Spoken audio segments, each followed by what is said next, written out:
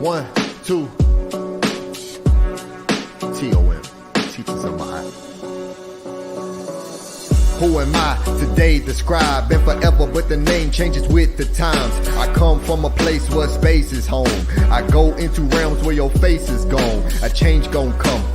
As a teen, hypnotized deep in a sleep, party and slumber. 11 life path number, a life of death that's rebirth. Recall realities to reemerge. Soul purge. I'll lend you frequency like loan words. Before I teach, I spit a poem first. Step on stage, set the stage, car walking, set ablaze, divine fire. The body is divine attire, sewn from words, sound frequency, awakening dreams. Don't pinch me every day I wake up, it's a home birth. Start from zero to become the heroes. Cycles of time causes expansion of mind. Potential is exponential. Gain XP, what your power made of. I've had to face self, face to fate, a double fate. What will I make of the present? I'm just trying to pet heaven. Twice great, 2 arms up is none to wave. It's nothing to wave. God separate the waters from the waters. Genesis 1 and 6. See, that source is thousands of years prior to a Bible even existing. It's called the pet, word for heaven. Watchers of noon, primordial, pre-ordered, bringing order in order. Its law the scales will represent. A double gift, re-present, Ray is present. Ra, amen to the God inside. The crown will glow as consciousness grows. So what assignment are you on? Doubles. Bodies from walking.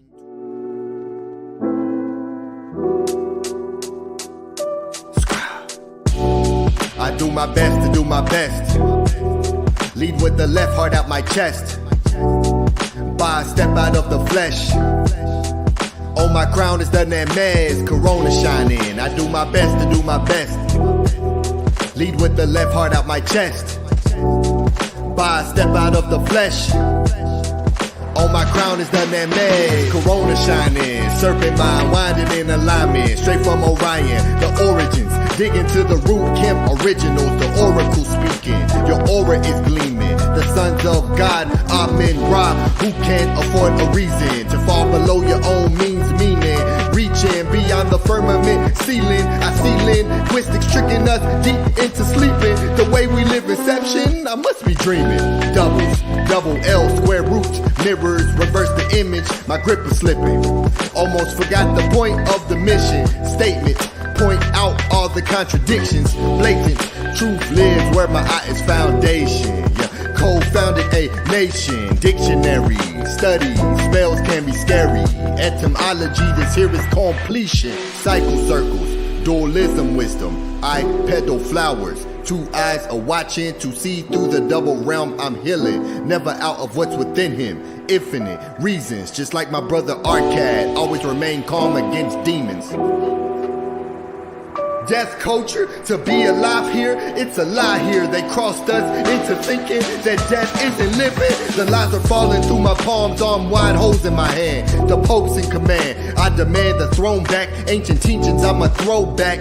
Picture that, see this moment here is cold that. So black, I see through lies, why they hold that. Ocean motions, I'm flowing through noon in the boats of consciousness. My tongue is rolling, planting seeds, sowing, Nev speaking, untangled quantum DNA, spitting frequencies. I hear Christians scream hallelujah, and this ain't that the name of God is God. I must bring the order back, the scales are tipping. In the court of Allah, moonshine, Tehuti is Shah. This here is Ptah, bulldozing, the one chosen. Focus, when the light hits you, just open like lotus. Melt your mind when in mind time is frozen. Blow minds, my mind is golden. Coat me in gold, I've got a gold coat round me like I'm Tutankhamun. Like his, when you spell my name, put 3 lines in. Scribe, presenting the law's findings. Who's he? I me, an echo of Tehuti. Yes, I do my best to do my best. Lead with the left, heart out my chest. By step out of the flesh. On my crown is the Nemes, corona shining. We do our best to do our best.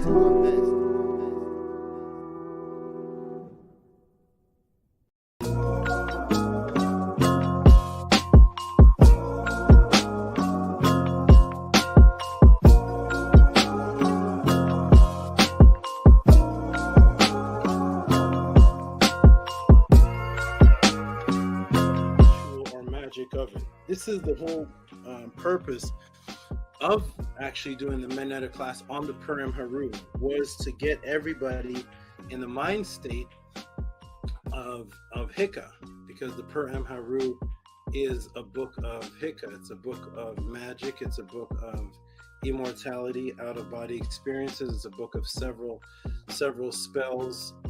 It is all about the other realm and its connection to this realm and how you can merge the two. So I just never allowed the questions of actual ritual or magical practice other than the one-on-one.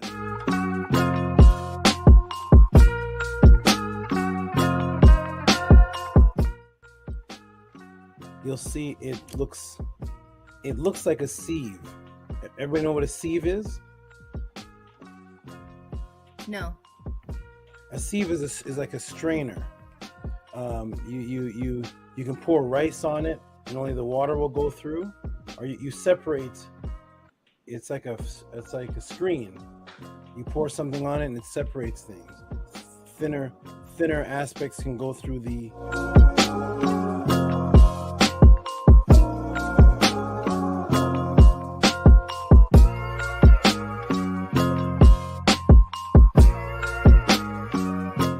K. Today's equivalent is a K or a Q. So we have Kes, which is bone, body, skeleton. The inner part of you that actually produces the blood within the bone marrow. So it's flesh and blood, which is bones, which is the Kes. So here, Kes ties in again is homage. Kes. Whether it's spelled like that or spelled like any of the other 20 ways that the beautiful thing with the men.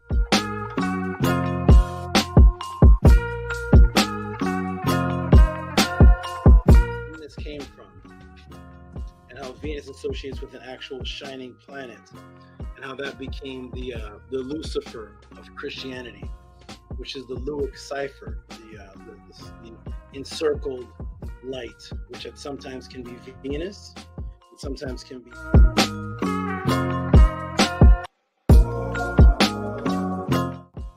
The Kenti was the royal area of the beginnings. That's where the modern day Greek historians say that men came. That when they went and talked to the so-called Ethiopians, they said that that Kemet was an area reestablished.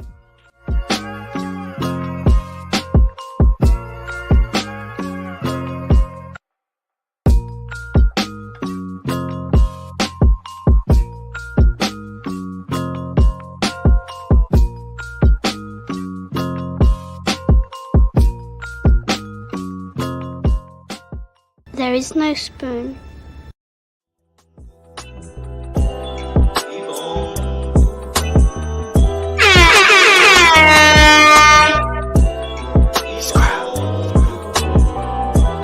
Keep on moving.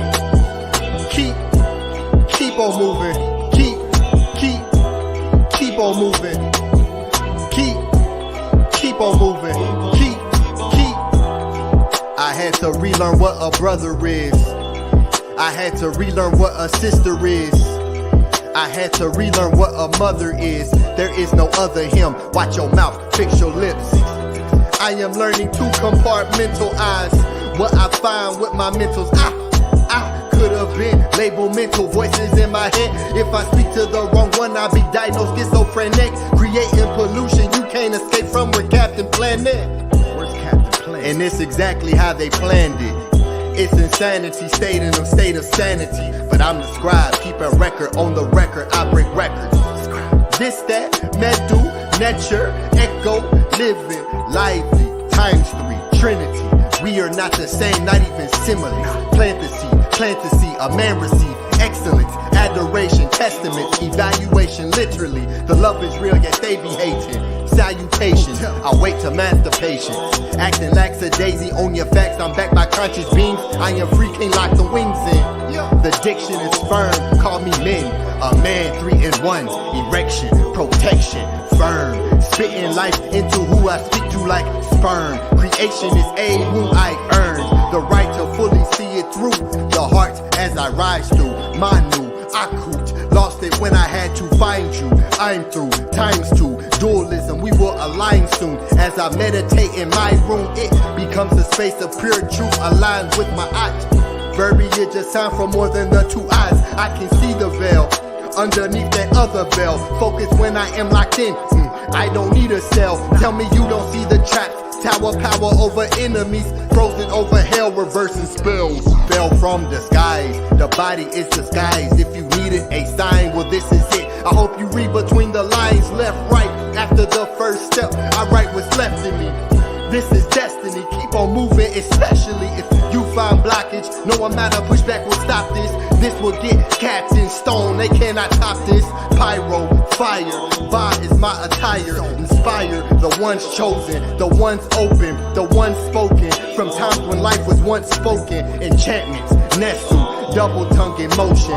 Give, receive, keep moving and move for keeps. Keep it real, keep the master key. I had to master me. Mirror glass shattered in my dreams. I didn't like the image till I realized I am the image of the image. I'm here for keeps, keep your distance. Social gimmicks, our stories told within the hieroglyphics.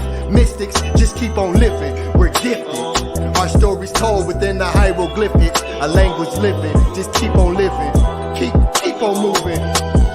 Keep on moving. Keep on moving. Keep on moving. Keep. I had to relearn what a brother is. I had to relearn what a sister is. I had to relearn what a mother is. There is no other him. Watch your mouth, fix your lips. Yeah, motivate a nation. Stepping out the spaceship, causing a spaceship. Faced with revealing the spells within this matrix from the Masons. But I'm the architect. Best respect, I can architect. Rule your rulership, I hold the heck. Control my thoughts, still move when the game is paused. We speak heck up, this is the best of Medu Netra, bars like Wi-Fi, we're connected. Always on time, frequency and flow through frequency. I know the power I hold in my throat. Creation, destruction, with every single thing I've spoke. Enter, netter, Kurt, show your worth. Heal from all the hurt, not a singer, best believe I hold a note. Read between the lines, you're not really lost in that. I hope you find exactly what you are looking for. This is more than words, taught myself to heal myself. I come from the dirt, no time for slacking or bad habits. Sad tactics of bringing mad tragic mental processes that lack passion. Spit fire, black dragon, school of hard knocks, send you backpacking. My eyes, when this appears, it's like magic. The fact is, when it's wartime, we go savage. Shield of armor 720, prevent backstabbing all the fiends of good-hearted beings. They don't suit the role, they lack the fashion. So just keep on moving. Keep on moving. Keep on moving. I had to read what our brother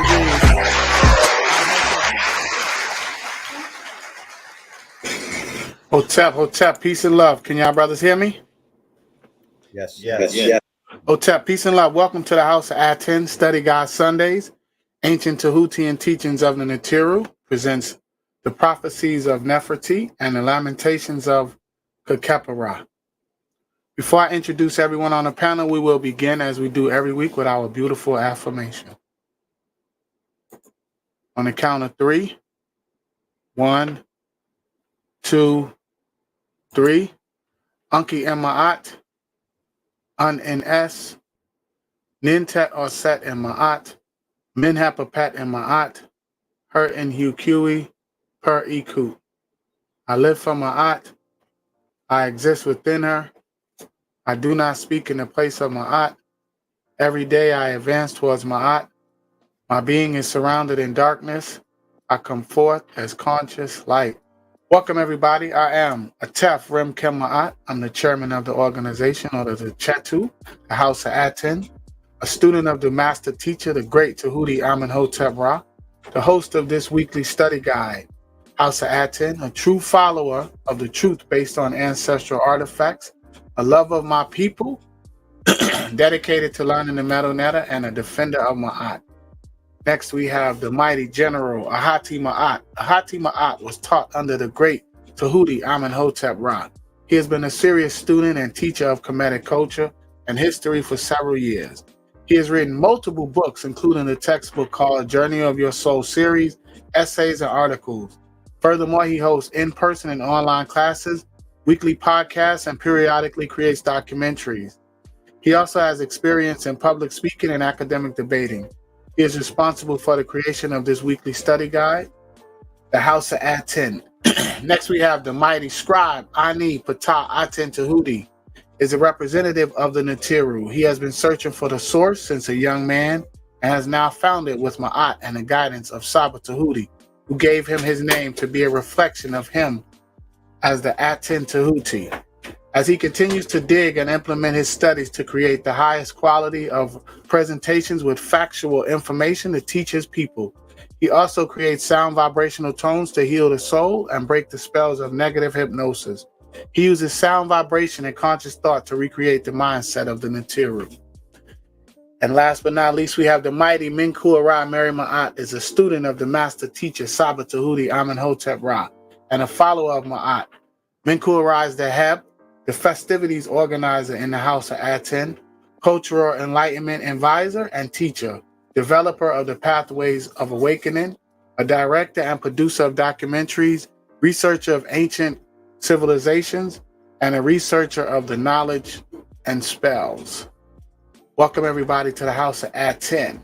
Peace and love. Peace and love. Peace and love, party people. Y'all doing ceremonies, y'all doing in-person joints. So good to be back. Editing documentaries. Y'all doing a lot around here. Hey, that's the House of Aten. That's the great scribe, brother. That's the great scribe and you brothers. Yeah, beautiful thing. It's very beautiful thing. It feels good to be back, though. Glad to be back, man. I've been traveling. You brothers did a great job last week holding it down. Great presentation. New Blue Sun, Menkhu. Beautiful, beautiful. Yeah, I'm just happy to be here, brother. I'm happy to be learning. We got a lot of milestones, man, you know. Ani, I don't know, was you playing music while I was doing the introduction? Or was there no music in the background? I don't know, I'm trying to work this mic. You on mute, brother. Hotep, yes, there should be music playing. I hear it a little bit. You hear it? I don't know. It's low. It's too many buttons, but anyway, yeah, I'm glad to be back with you brothers, man. You know, I miss it. When I'm out of this frequency for too long, it's noticeable. You know, it's noticeable when we're not. At least I could definitely speak for myself because it's been a very, very challenging couple weeks, but you know, that's what we do. We keep on pushing, and so glad that our great Saba was here and doing well and mighty, you know, like the Neteru, and being an example, man, and showing us an example of everything, not even just like, he is just a beautiful example of how we should do almost everything that I've seen him do up to this point. So I'm just honored to be here with you brothers and to be in this energy because I do believe that this is our last shot.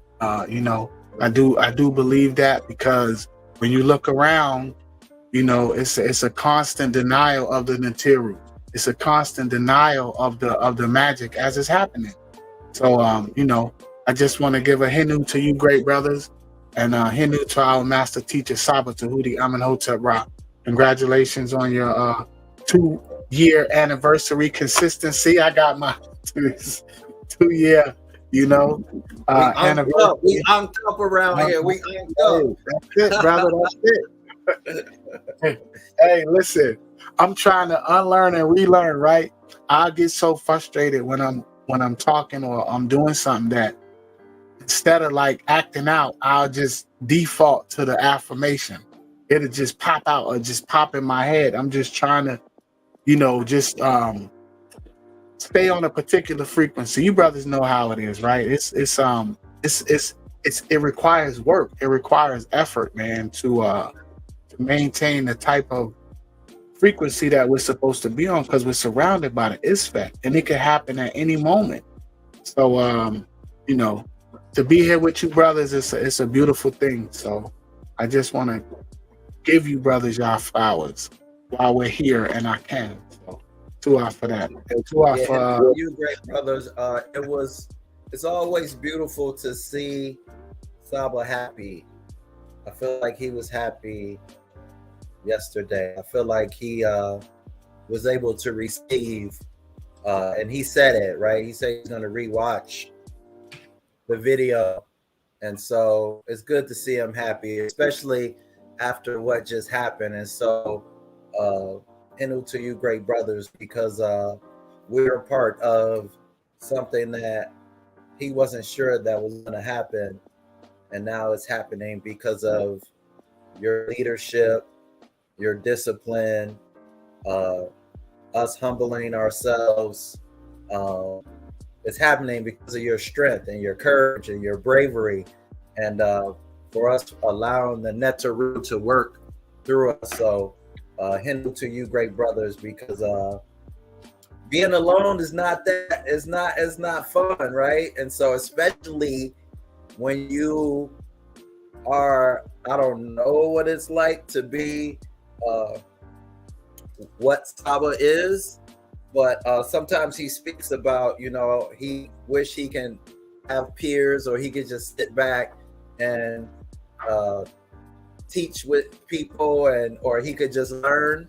So we may not be able to do that, but what we're doing is very significant. So Henu to you, great brothers, because I feel like we were waiting for him, but he was waiting for us as well. So it's a beautiful reciprocity that's happening. So to see him happy last night, was that last night? That was last night? That was last night. I'm bugging. Time is like, I'm bugging. I'm like, whoa, when was that? That was last night. To see him happy last night is the fruit of both of your brothers' discipline. Yeah, to our great brothers. With the way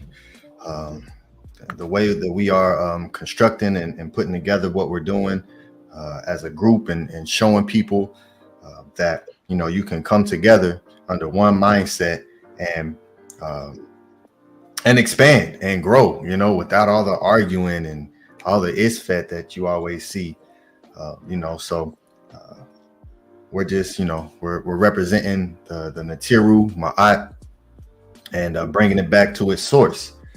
So, you know, this is a beautiful thing. So Hotep, to all the great people. Oxafek was the first one in the building. Peace and love to you, great brother.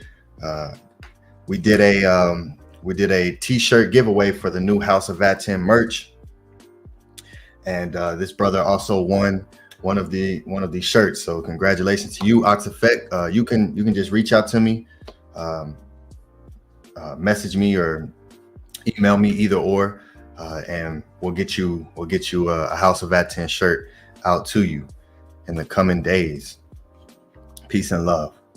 We have the wonderful, beautiful Khakheperre, who says Hotep and Meri. Hotep and Meri. We have Minty Hotep Nuti Maat, who is in the building, and give a shout out to this sister too, because she is working on the timestamps for us now. So she has the title of Ses Shayit now, as the one bringing the timestamps for you all. So moving forward, she's the one who will be doing the timestamps for us, and so we give peace and love to her. And we have the great moderator, Primordial Thought 9. Peace, great brother. He's the one posting all the links in the chat room for us. So you know, this is he does an excellent job with making sure that you all have the bridge to get to all the information that you need to get to concerning the House of Aten. So Hotep and Henu to you, great brother. Eric G is in the building. Peace. Roberto Reyes, Ma'akaru Amun Ray, who says Hotep Neteru, Meri Ma'at. Peace. And we have Stranger. Peace to you, good brother. Okay, so before we get started with the reading, I'll go through a couple announcements. The very first thing is push the button. Push the button. Push the button. What are you doing? I'm just playing along. Come on, push the button. Yeah, come on, push a button. There's a like button right there. Hit that like button, hit that share button, and hit that join button to show your support for the House of Aten. Help us with the algorithm. So on your screens right next to the subscribe, you'll see a button that says join, and you can join our YouTube membership. So when you see certain people in the chat room with that have green colored names and have some different type of emojis, you may see Saba Tehuti next to a name. You may see Ankaman next to a name. Those are the members of the YouTube stream here. So we want to give praise to you all for supporting us in that way. All right, so houseofaten.org, that's where you can find everything that we do. So we'll go to houseofaten.org right now, so we can House of Aten. Come join us. House of Aten, ancient Tehuti and teachings under HERU. Back to the source. We the original axemen.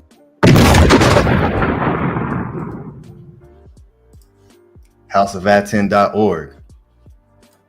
Here we are right here. So this is where you can find everything that we need to do. So the first thing is, of course, here's the affirmation for you all. If you want to download that, we have the teachings of Amen and Mope audio recording here as well, which is also here on the channel. Our Discord community. This is a great community here. We have a monthly meeting with everyone that's open to the public, where you all can come in and let us know your thoughts, any ideas that you have. We build. This is our AUT, which is the meta word for family meeting that we have once a month here. It happens on Discord.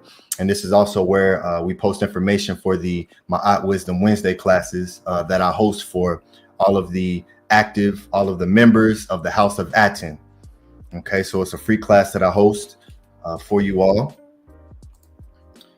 which is Maat Wisdom Wednesday, and I'll show that right after this. So you can join in on membership. Just reach out to me, Ptah at houseofaten.org. Email me, and you can also use the messaging system here for a quicker way to just message, and you can get in contact with me that way as well. So here is the newsletter. We send out a newsletter every single week. It's free, and it's packed full of all type of information, everything that we want to announce for the coming week. We put in the newsletter. I just updated the newsletter, reconstructed it, added some more beautiful imagery to it. And so you can just enter your email address in here and hit sign up and join the newsletter list.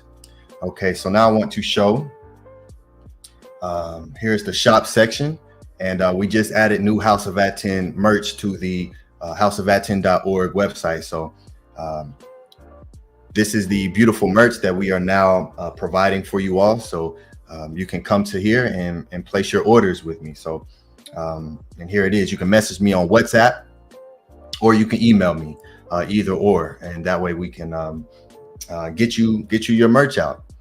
Okay, so and I also want to show events. So under events section, we just had the Pathways to Awakening, one of the Nefer creations from the great brother Menkhu, Meri, Maat. And this is where you can come and purchase the digital experience. So it's all on record, and this is over an hour worth of footage with some Nefer celebrations that you see in here. I do a live performance, doing some musical tones for you all. You see a Ren ceremony of what it's like to receive a Ren from the great Saba Tehuti, and that's Minty Hotep, who you see here in the chat. She's the one who received her Ren here at the Pathways to Awakening. The great Saba Tehuti giving us some beautiful words as he does, and and speaking about giving us the Ren, House of Aten, and breaking that down and explaining why we are the House of Aten, and much more. So you can just go here and purchase buy now, and you'll get that digitally. It's 4K.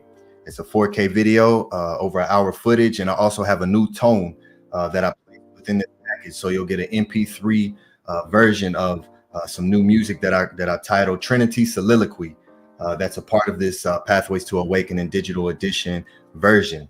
And so I'll play the trailer here for you all to get an idea of that, and you'll hear the tone at the end. So let me pause the music real quick and hit play on this video.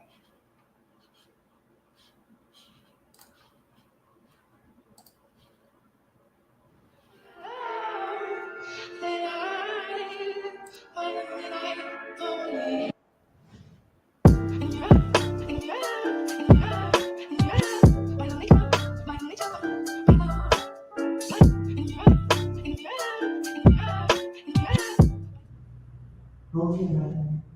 Embrace the movement. Let it go.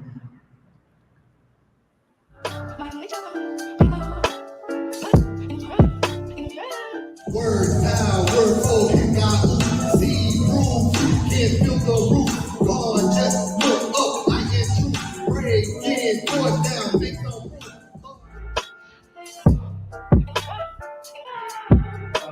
Yeah, welcome everybody to a great celebration to celebrate our great teacher. 2 years in the POP class, 1 year teaching them AFFIRMATION. So it's going to be an excellent time. So thank you all for coming on.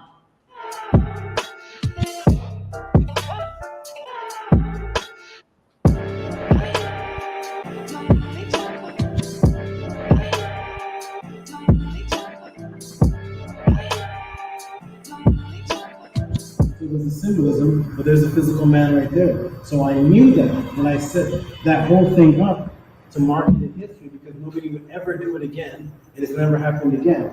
So that I could represent my forefather, Aten, and the Aten as the house of the Aten, but also it was the teachings of material.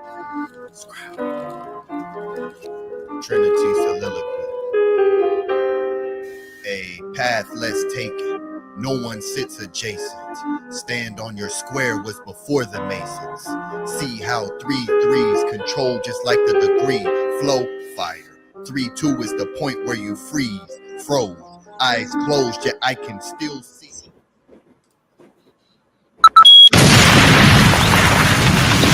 But I was there, and I had to drop a bomb for the. I was there. I love it. Great work, brother. To our great brother. So yes, you all go here. The package is $33.33 to represent those 3s, and it's well worth it. So many hours and energy went into creating this for you all. The recording of it, the actual throwing of it. So this is another way that you can support us and also be a part of the Pathways to Awakening. The first in-person live HERU comedic Maat celebration done the proper way with the Neter Tehuti. So you all go there and support that as well. Okay, so hotep to everyone. All right, let me show just a couple more things and then we'll get into the reading. Okay, so this is the Ma'at Wisdom Wednesday class. Our next class is this coming up Wednesday, December 20th. So for all of the members, be sure that you are in the Discord ready to come into the class, and you can also message me to get a recording of the class. So the classes are recorded. So I created this to build something for all of the members, so we can read the Seba'it, which is the metanetter word for teachings. This is the wisdom literature, And I created that so that we all can read it together, go through it together, study it together, and it helps to keep that frequency of Ma'at with you throughout your weeks. So if you're not able to be there with us live, do get the recording. And I made it virtually impossible to not be able to receive the recording. So each and every House of Aten member message me and get the recordings of these Ma'at Wisdom Wednesday classes, because it's very important. All right, and Medu Neter Monday classes. Saba Tehuti Amenhotep Ra hosts a Meta Netter class on Mondays, 1:30 p.m. Pacific time. And these classes are absolutely phenomenal. So if you love the pod class, you are going to love these Meta Netter Monday classes. And you can also receive recordings of these classes as well. So if you can't be there live on the Mondays, just email him, mysticaltelevision@gmail.com, and get your recording of the Nefer powerful Meta Netter Monday classes. And last but not least, if you want to support the House of Aten, this is how you do it. You do it through the PayPal or the Cash App, houseofaten.org. So if you appreciate the information that we're bringing forth, if you want to assist this movement, this Nefer movement, and building together and bringing together the community and bringing forth the actual teachings of the Neteru and the ancient ones, the way that they taught it, as our great Saba Tehuti has taught us, ancestral artifacts over religious opinion. If you support what we're doing, you do it through the Cash App, you do it through the PayPal, and you do it through the YouTube here as well. You can join with membership. You can send a super chat. We would prefer you to use Cash App or PayPal so it doesn't take the fee in the super chat, but you can also use super chat. And on Rumble, peace and love to everyone on Rumble. There's something called rants there that you can use to support us. And if you want to remain anonymous, or if you want to utilize cryptocurrency, we also have an Ethereum wallet. So just go to houseofaten.org/donate, and you'll see our Ethereum code there. All right, so be sure to support what we are doing. All right, Hotep, and now I pass the mic to the great brother, ATEF Rim Kim Maat, so we can go through and read these Nefer pieces of literature here. What the conscious community is scared to read and scared to go over. They would call this type of information pseudo. They're scared and they're ashamed of this information here, and that's what separates us here at the House of Aten, is because we teach what they taught. The ones who brought forth all of the major pieces of building infrastructure, knowledge, language, architecture, spirituality, the ones who actually brought that forth, so this isn't no small thing. So we teach the way that they taught, and you won't get this nowhere else, because everyone else is ashamed of it. They're ashamed of the spirituality. They're spooked out. So this is what you receive here at the House of Aten. So these are some beautiful Nefer stories, and you won't be able to find no explanation of these stories aside from here, the Tehuti pod class, which is the House of Aten. All right, peace and love, everyone, and I'll pass it to the great brother, ATEF Rim. Hotep, peace and love. I don't play with pseudos.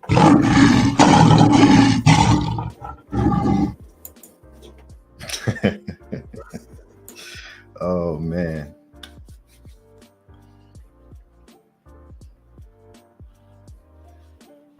Tef, I wanted to give you adoration for your reading of the hymn to Tehuti during the anniversary celebration.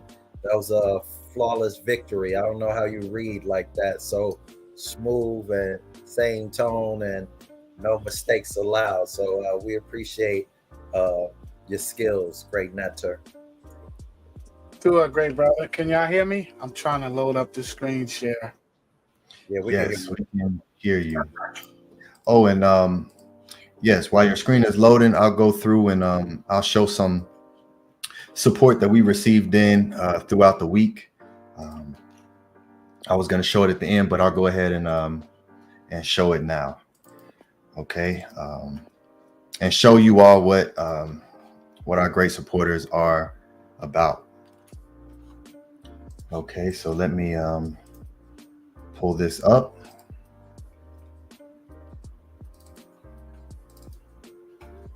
So this is what we do. All of our supporters, we acknowledge. We put in the newsletter that we send out every single week, and you know, and I'll show you all that and what part of the newsletter, what the newsletter is. So if you all are not signed up for the newsletter, you definitely want to be a part of that.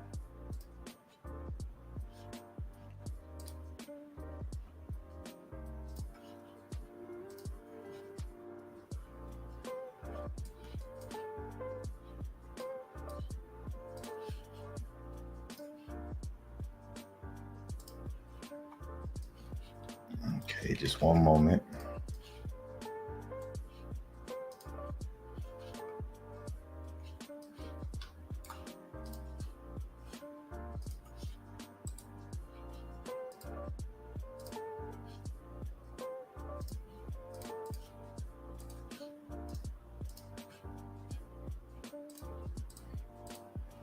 Okay, we'll start with Nookpoo, who sends in 333. Kes Menkhu for the hymn to the Aten, Tua Maat.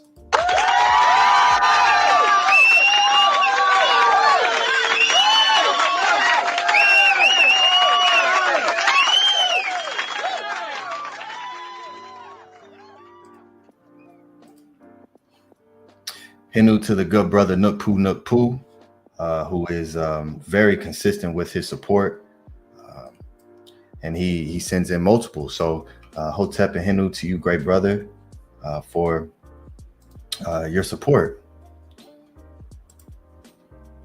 All right, and next.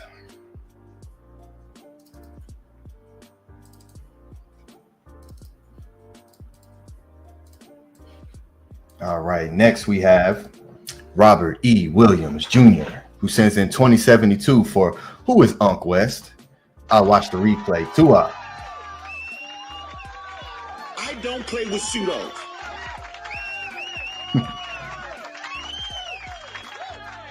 Forget that we the real champions around here. Hotep to this good brother here, who is another great consistent supporter. We appreciate you. Who is Unc West? I'll watch the replay. Tua. I don't play with pseudos.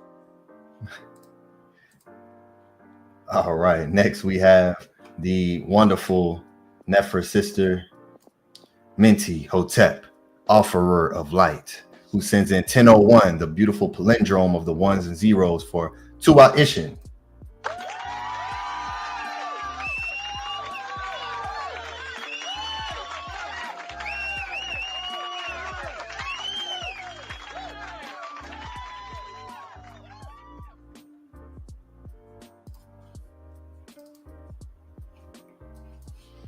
All right, yes, Hotep, peace and love to all the great supporters. Minty Hotep, we appreciate you very much for your support. And as I said, that, you know, we here is the newsletter, and you find all this beautiful information here. And here is the supporters, the House of Aten membership. Let's give a shout out to each and every one of you. Black Alucard, peace to you. Angie Martinez, Jason Kirkland, Primordial Thought 9, Stephen E, who is Oxafek in the chat, Eric G, Nookpoo, Nicholas Savensden, Big Vapes, HERU, Minty Hotep, Nuti Maat, Rob Minerals, and Lit London, who is also in the chat. Peace to you, great brothers and sisters who decided to step up and become members of the House of Aten. And here's all of our wonderful supporters who has sent in some type of support for us, and here as well. So we want to definitely give our adoration to each and every one of you, because you are what helps keep this movement moving. It is definitely a collective effort, and we are changing the consciousness of what it means to support and putting knowledge and information back up at the top where it belongs. And each and every one of you are a part of that. So Hotep and Henu to you all. And so yes, peace and love, and you can pass it back to the great brother AFFIRMATION Maat. And yes, Henu to you, great brother, and Menkhu Ara for putting together the 2-year anniversary pod class celebration as well. This great brother Menkhu Ara is super creative when it comes to how he puts together these things, and he sends these, hey, let's do. So he's on top of it and on point, and he is excellent at what he does. So Henu to this great brother for doing that and making sure that we celebrate our accomplishments, which is very important. So Hotep and Henu. Hotep, peace and love. I'm going to share my screen.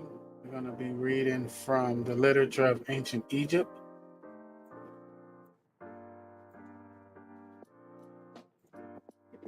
Screen. We're going to be reading from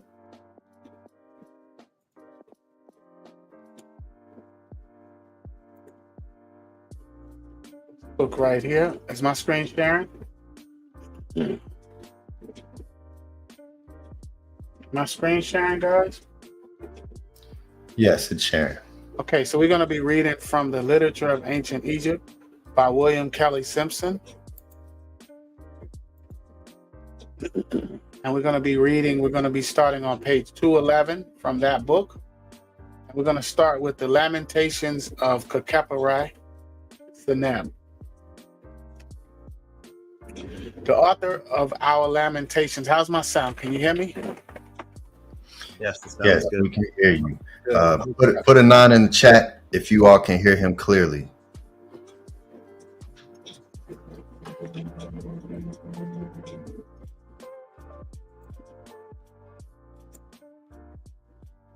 You hear me clear? All right. I don't see the 9. Okay, I see. There we go. Okay, we're going to begin on page 211. The Lamentations of Khakheperre, Seneb. The author of our Lamentations is included in the list of authors of old, the great sages of the past in Papyrus Chester Betty.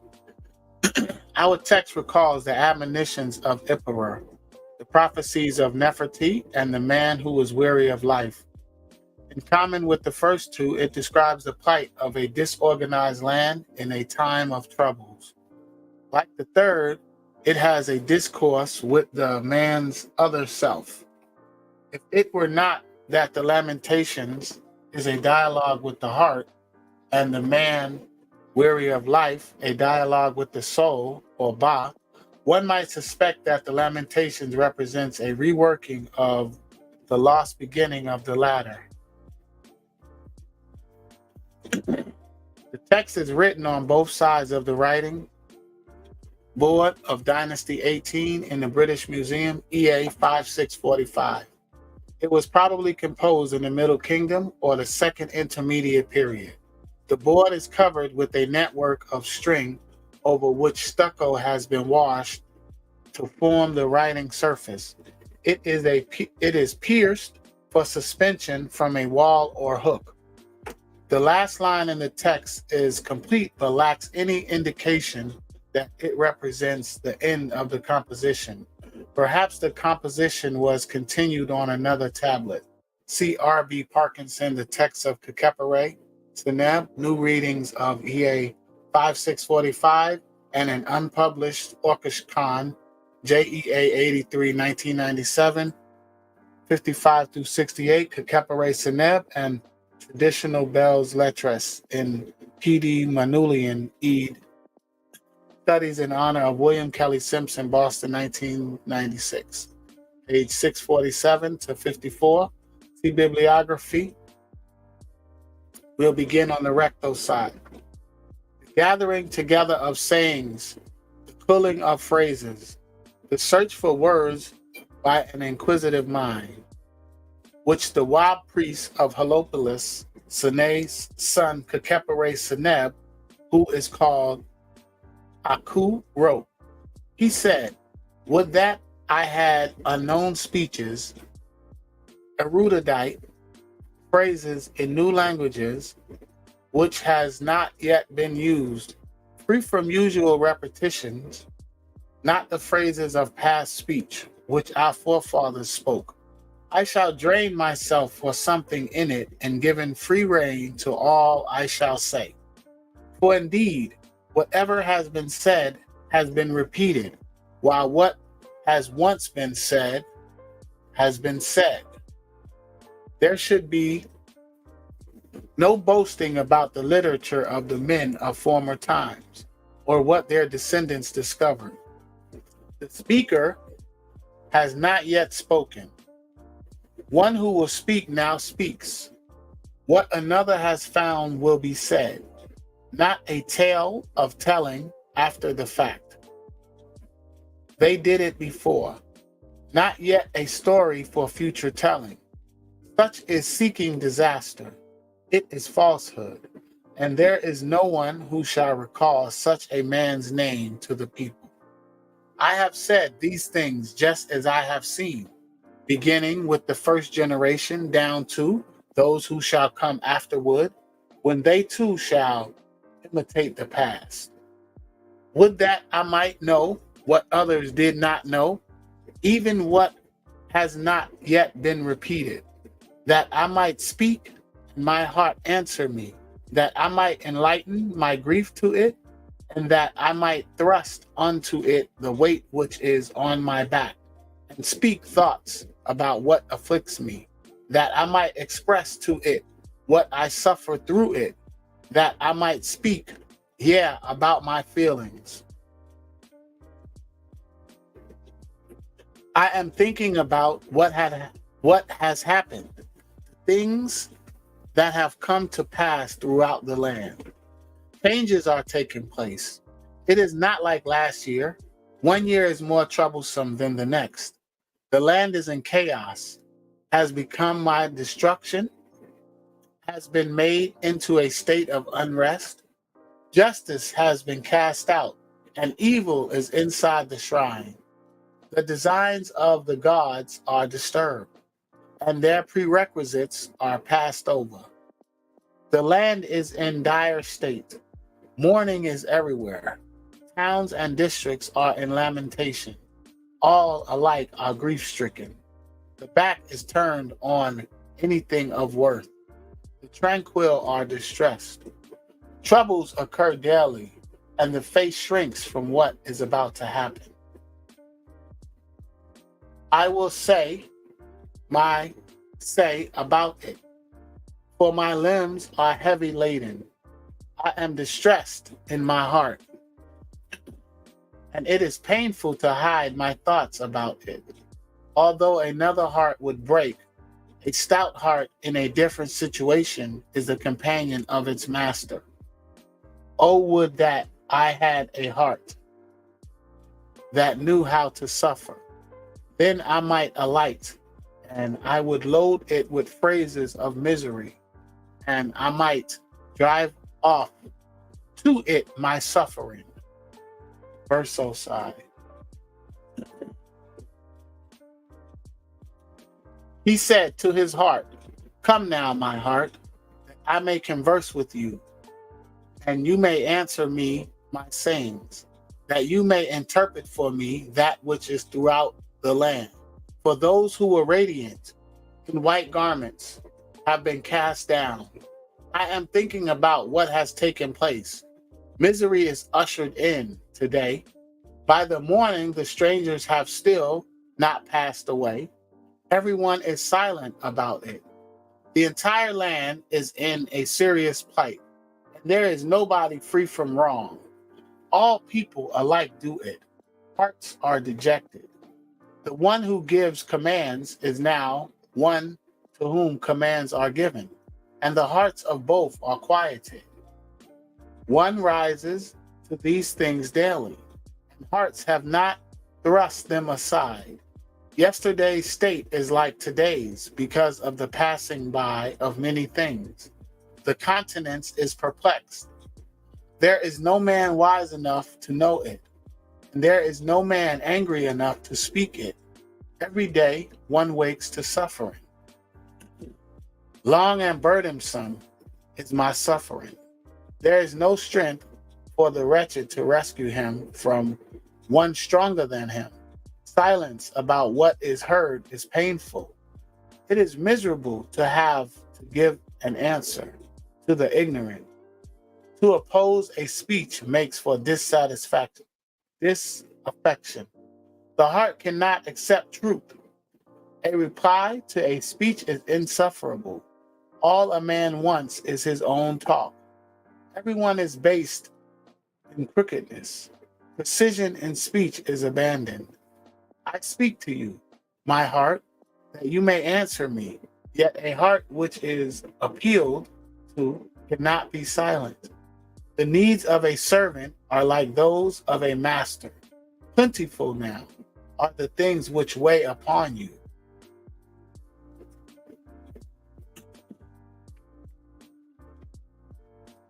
Next, we're going to read the Prophecies of Neferty. A sole complete copy of this text is preserved on Papyrus St. Petersburg, 1116b, and dates from the 18th dynasty. Although smaller portions have been found on ostraka and 2 writing tablets, the original text was written purportedly during the reign or after the death of Amenemhet I of the 12th dynasty, as a propaganda document justifying his seizing of the throne from the Menkhu family. To view this text solely as political propaganda, however, is to do it an injustice. Its contents are an elegant poetic lament over the disasters which had befallen Egypt during the first intermediate period, and its literary value far outweighs its propaganda purposes. The setting of the text is the court of King Sneferu, the first king of the 4th dynasty of the Old Kingdom, to which the lector priest Neferty is summoned to entertain the king with his eloquent speech. At the request of the king, Neferty proceeds to foretell the future of Egypt and launches into an lament over the evils which are to come. His prophecy concludes with the propaganda element of the text, the foretelling of the rise of Amenemhet I, who will restore Maat, order, and dispel the chaos and turmoil which had troubled Egypt. The text has been published by Golenslef, Les Papyrus Heretics Nos 1115, 1116a, ET, 1116b, D, La Hermitage Imperial at St. Petersburg, 1916, and by Helik die Proppenhusen des Nefer II, Weizenben, 1992. It is the later edition which has been used for the preparation on this translation. For studies of the text, see E. Blumenthal, Die Propenzinsu, D. Nefertiti's Ass 109, 1982, 1-27, and H. Bolendick, The Protocol of Nefertiti, Baltimore, 1977. Now it came to pass that the king of Upper and Lower Egypt, Sneferu, justified, was a mighty ruler over his entire land. On one of those days, the court of the residents made a solemn entrance into the great house to pay their homage.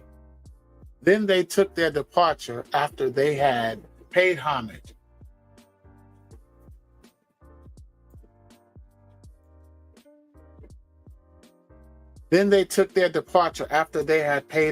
according to their daily custom. Then his majesty said to the seal bearer who was attending him, "Go, bring to me the court of the residence, which has just departed after paying homage this morning." So they were brought to him immediately, and they again prostrated themselves before his majesty. Then his majesty said to them, "My loyal subjects, behold, I have had you brought here in order to have you search out for me a son of yours who is wise, a brother of yours who is outstanding, a friend of yours who has done a noble deed, one who will speak to me a few fine words and elegant phrases, so that my majesty may be pleased by listening to them." Then they again prostrated themselves before his majesty, and they said to his majesty, "Our sovereign lord, there is a famous lector priest of Bastet, whose name is Neferty. He is a citizen, strong of arm, a scribe of outstanding skill, and a rich man whose wealth is greater than that of any of his peers. Let him be brought to attend to your majesty."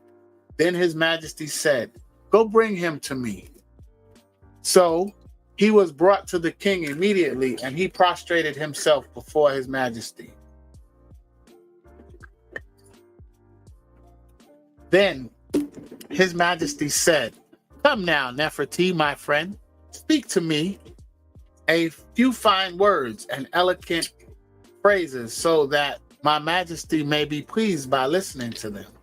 Then the lector priest, Neferty, asked, "About what has come to pass, or about what will come to pass, my sovereign lord?"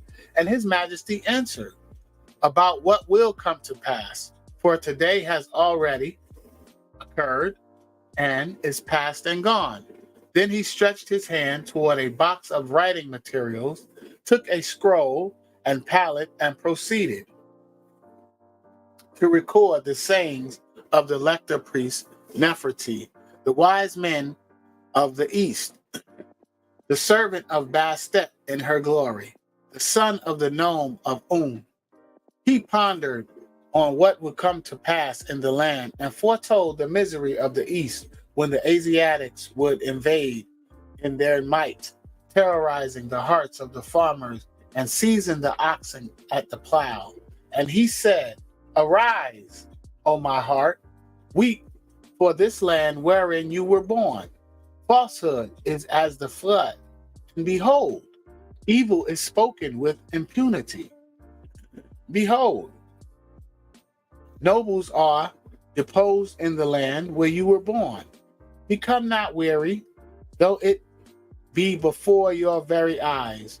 Mark well what is before you. Behold, nobles no longer guide this land, and what is done is such as should not be done. The day dawns amidst falsehood, and the land is totally ravaged.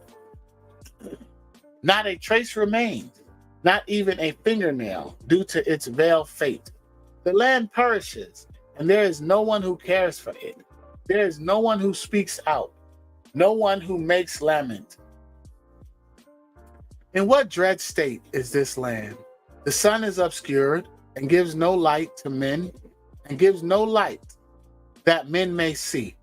Men cannot live when storm clouds hover, and all are stunned in its absence. I shall speak only what is before my face. I shall not foretell what will not come to pass.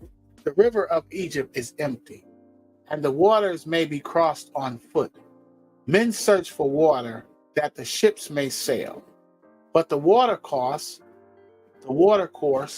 has become a riverbank. The riverbank will be where no water is, and the water will be where the bank is now. South wind will clash with north wind, and the sky will not be of a single breeze. Foreign birds will breed in the delta marshes, having made their nests besides the people, for men have let them approach through lackness. Perished and gone are those joyful places. The fish ponds where dwell fish-eating birds, ponds alive with fish and fowl. All joy has been driven out, and the land is plunged into anguish by those voracious Asiatics who rove throughout the land. Foes have appeared in the east. Asiatics have entered Egypt. We have no border, fortress, for foreigners now hold it, and there is no one to heed who the plunderers are. One may expect attack by night. The fortress will be breached and sleep driven from all eyes. I too have slept, but now I am awake. Desert beasts will drink at the river of Egypt. They will rest on its shores, for there will be no one to frighten them. The land is in turmoil, and no one knows the outcome. What will come to pass is concealed in my words, but sight and hearing are dead. Only silence abounds. I shall show you the land in distress, for incredible things have come to pass. Men will take up weapons of war, and the land will live in turmoil. They will make arrows from copper. They will seek blood as food. They will laugh gleefully over suffering, and none will weep at death. None will lie awake fasting at the time of death, for each man's heart cares for himself alone. None will make mourning today, for hearts have completely turned from it. A man will sit and turn his back, while one murders another. I shall show you a son who has become foe, a brother who has become an enemy, and a son who kills his father. Every mouth is full of take pity on me, but all goodness has been driven away. The land perishes, for its fate has been ordained. Its produce has been laid waste, and its harvest made desolate. All that has been accomplished is now undone. The man's property is taken away, given to one who is a stranger. I shall show you a nobleman with nothing, a foreigner prosperous. The one who was slothful now is filled, but he who was diligent has nothing. Men will give alms grudgingly to silence a mouth which begs. One answers a man's remark by a hand which lashes out with a stick. Instead of speaking, one kills him. For speech strikes the heart like fire, and none can endure what issues forth from the mouth. The land is destitute, although its rulers are numerous. It is ruined, but its taxes are immense. Sparse is the grain, but great is the measure, for it is distributed as if it were abundant. As for Ra, he has withdrawn himself from men. He will rise at the appointed time, but none will know when noon has come. None will behold his shadow. None will rejoice when he is seen. No longer will the eyes stream with water, for he will be in the sky only like the moon. And yet his times of night will never stray, and his rays will surely be in our sight as in times of old. I shall show you the land in turmoil. He who was weak of arm is now a possessor of might, and men honor those who once were obliged to show respect. I shall show you lowly men in exalted positions. One who once followed obediently now goes his own way. Men will live amidst the tombs. The pauper will gain wealth. The noble woman will toil in order to subsist. Beggar will eat bread, and slaves will be exalted. The nome of Un shall be no more on earth, the birthplace of all the gods. But then there shall come a king from the south. His name will be Ameni, justified. He will be the son of a woman of Taseti, an offspring of the royal house of Nekhen. He shall receive the white crown. He shall wear the red crown. He shall unite the two powers.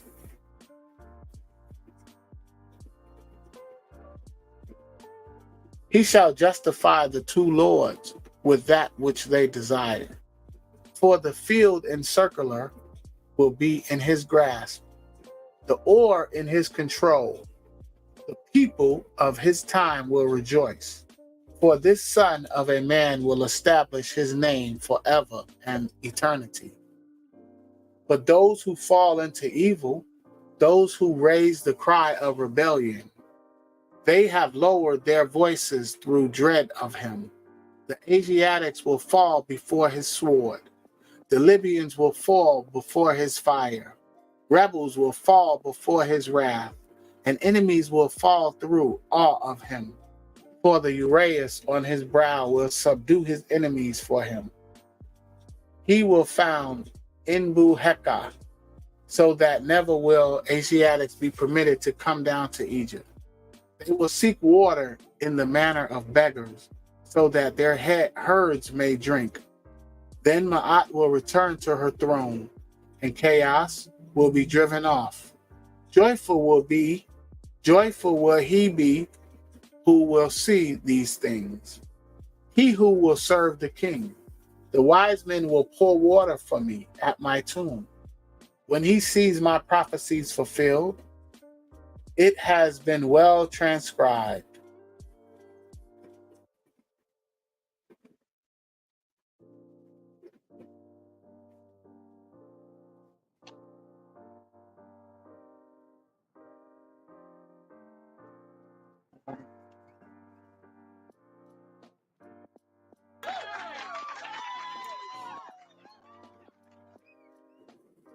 Hotep.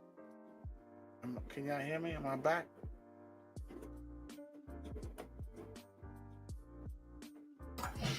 Hotep, yes, we can see and hear you. Let me turn my camera on. Get back on. It's it seems like I'm reading a newspaper article for today, because it seems like everything that's upside down with the world right now was reflected and documented back then, and it's very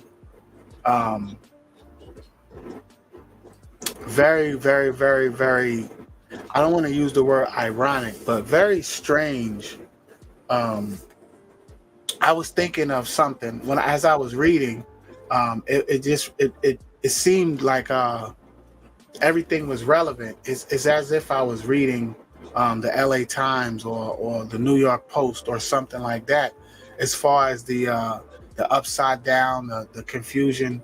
You on mute, brother. But as I was reading it, I was just thinking of the state that we're in today, and how it's no different right now. The state that we're in right now, as people, as netters, and how this writing was written thousands of years ago, and how it's still relevant right now today. Right now, if I were to turn on the news right now, it would be that same type of upside downness where, those, just look around, and those that are in power, that are in control of the whole power structure now,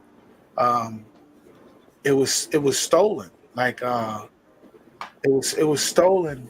Everything is stolen right now. Everything that was good is now bad. Everything that is bad is good. It's just so relevant now. I was thinking about, as I was reading, I don't know, it just the thing that came to my mind was hip hop, and like the 50th anniversary, and just how they turned the music upside down, brother.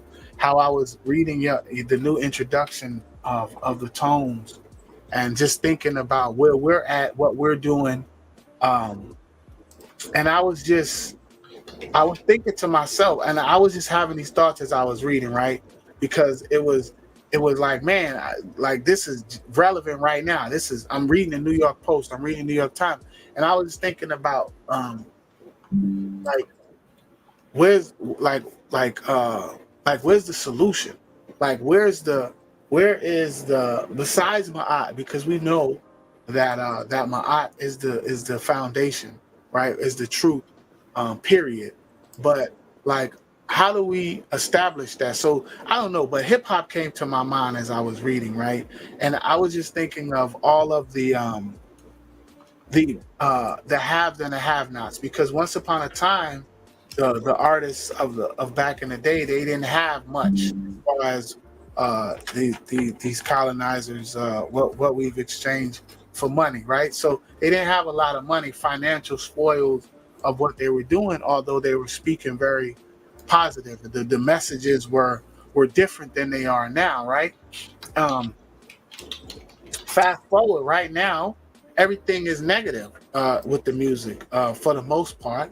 Shout out to my great brother Ani Ptah Tehuti, and there's a few artists out there that that speak positive tones. But just in thinking about how now the negativity is promoted and how it's put on the forefront, that's what's celebrated and that's what's worship, is the ignorance. Being ignorant is worship. The destruction is celebrated. Isfet is celebrated now in the music and the tones.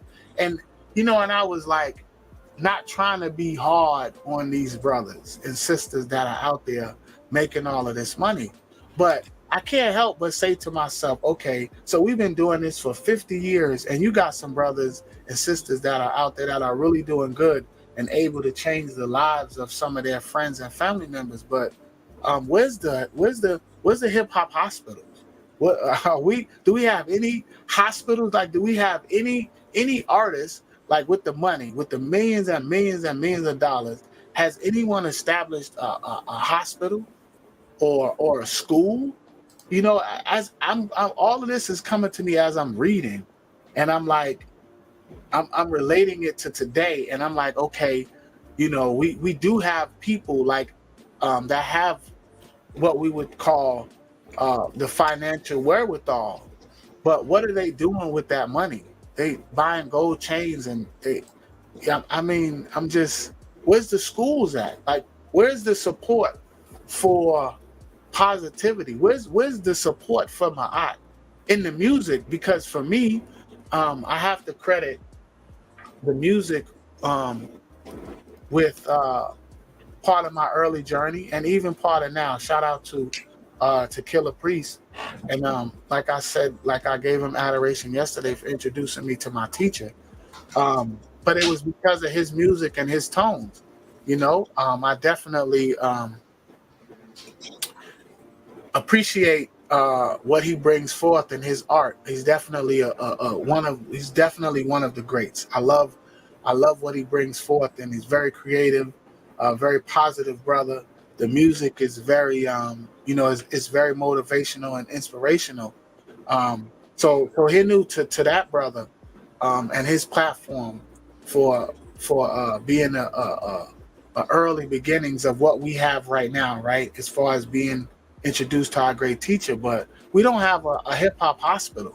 We don't have a hip-hop school, and it doesn't have to be hip-hop, but like, the world is upside down, man, and it was upside down thousands of years ago. And here we are with the wherewithal with some of these young brothers, and it's nothing. So it's just ironic to read these types of writings of our ancestors, and to see, like, it's almost like it's almost like the Neteru have given us outs. They've given us the solutions, right? We've been given opportunities to make changes, to make better. And what do we do with these opportunities? We buy gold chains. Like, there's no, like, I mean, just thinking about it. So we're talking about 50 years. So in 50 years, we don't have not one school. We don't have not one school that is not up under the Rockefeller curriculum. Like, we don't have not one hospital that's not a Catholic or a rooted in any type of what do you call them brothers that wear them hats, them hospital Shriners, right? We don't have no hospitals that I don't know, man. I'm just my mind just goes all over the place when I'm thinking about this, because I do believe that this is our last time. This is our last chance, our last opportunity, because we've been given numerous opportunities over the last just say the last 50 years to do things and put our people in a better situation. Now, thousands of years later, man, it's 2023. We can't keep making excuses, man. So HERU to the Neteru, and the scribes that wrote those beautiful writings down and documented that. And when you look around, everything is stolen. But we recognize that. I told somebody one day, I said, if I took something from you, where would you go to get it back? Because they said, somebody was that was written by the colonizer. I said, yeah, but that's the person that took it. So that's where I got to go get it back from, you know?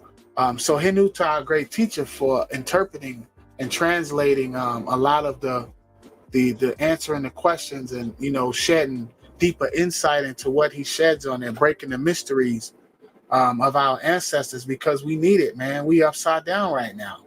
We are absolutely upside down. And I want to give a HERU to my great brother Ani Tehuti Aten for recommending those readings for me, because again, I had not read those. My Neter asked me today, she said, are you going to read it before? And I was like, no, because I like to get a fresh perspective, and I like to be transparent and show everyone that, yes, I'm up here, and yes, my name is ATEF Maat, but this is where I'm at along my journey.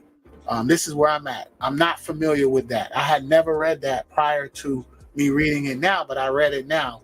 And it's an honor. Let me just say that it's an honor for me to read it and to familiarize myself with the writings. And HERU to you, great brother, because you recommend some great ones. Yeah, so I'm not gonna be long-winded. I just feel like we got to do more as people. We have to support the truth. We have to support our teachers. We have to support our leaders. We have to stop listening to the ignorance, and we have to take advantage of the opportunities that we're given, especially that the Neteru are making available to us, because a lot of us came into knowledge through hip hop. A lot of us came into writing, into knowledge through those channels and those facets. So as I was reading, I was thinking, like, well, what significant has it? What of significance, of real significance, like a hospital or a school, has it brought forth in the last 50 years? And it hasn't. So HERU to the Neteru, man, and HERU to our great Saba for breaking us out this matrix.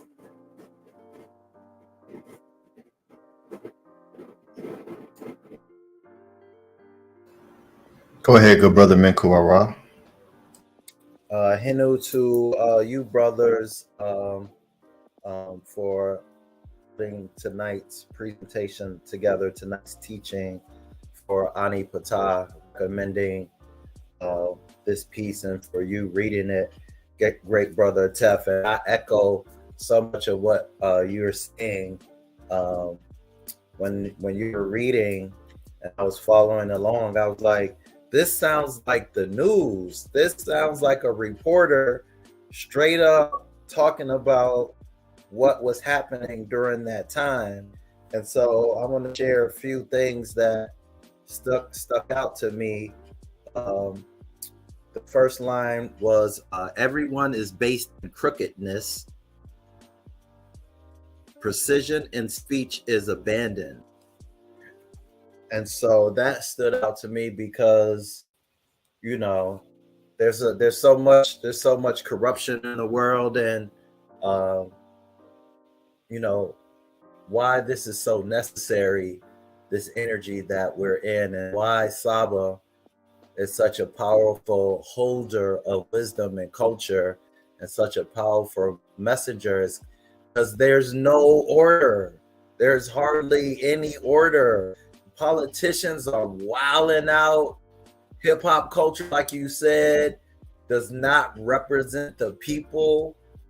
it's a culture that has been co-opted. It's like there's nothing, oh my God, there's nothing being said of value. And you're right, nothing has been created that we own. Like it's like, you're right, 50 years is if you think about that, one of the things recently that I really respected is KRS-One. He had like a post and he said, the Grammys during the 50-year anniversary makes no sense because they ignored hip-hop for 49 years. And if hip-hop was there, hip-hop would have said F you to the Grammys. And I really appreciated that because the Grammys didn't even, I think, wouldn't allow artists to perform, I think, in the first Grammys. And so it's just, there's no order, basically, is my point. In so many aspects of the Matrix, there's no order. And so, you know, the white supremacy exists inside of religion, education, entertainment, sex, war, politics, and all these things. It's in every little nook and cranny of society. And so it's so important that order is reinstated. And so there's another part that I liked at the end, because I was like, oh my God, this, you know, he's telling of all of these things that happened, and a lot of it was not good news. And so, but I like how it ended. And he said, so that never will Asiatics be permitted to come down to Egypt. They will seek water in the manner of beggars, so that their herds may drink. Then Maat will return to her throne, and chaos, Isfat, will be driven off. Joyful will he be who will see these things. He who will serve the king, the wise man will pour water for me at my tomb when he sees my prophecies fulfilled. And so that really hit home to me, because what Saba is teaching us about Maat, and order must be reinstated, because if there's no order, it's just a war. It's just a constant war. And history is the history of the Matrix is repeating itself. And so I don't want to be in the chaos no more. I got to a point where I was like, whatever it takes, I'll give it all up. I do not want to be in the chaos anymore. It's sickening. Like, I don't want to be in the sickness anymore. There has to be a way out of this chaos, you know. And even I was thinking about it today, and now we're in with this. I was like, someone should do an award show for the artists that decided to no longer participate in the chaos, and the ones that didn't take the bait. Like, you know, there was a point where Dr. Dre was trying to sign Rakim and work with him, and Dre was trying to have Rakim rap about violence and drugs and all that stuff, and he's like, that's what they want to hear. And Rakim was like, nah, that ain't me, I'm not doing that. And then at some point, Lauryn Hill was like, this is not normal. And she just relinquished it all. She just let go. And there's not very many artists, you know, R&B and rap, whose stories that end with a good ending. So the people that are deciding to just not fall for the trick, they should be the ones that should be celebrated, not the ones that continuing to follow in the ISFET and the lack of order and the lack of culture, because it's deaf culture. And so that's totally opposite of what our ancestors in the Neteru taught us. And so I will pass it to Ani Ptah.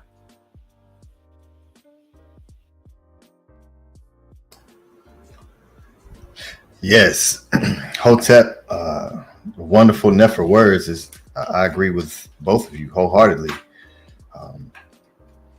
You know, and that's the beautiful thing about this literature is we can look and see the state in which we are in today, and go back to the ancient writings, and see it being reflected there as well. And given the solution that you just read right there at the end of that story, and that's one of the reasons why I love that story, is because it's speaking about, right, it's called the prophecy, and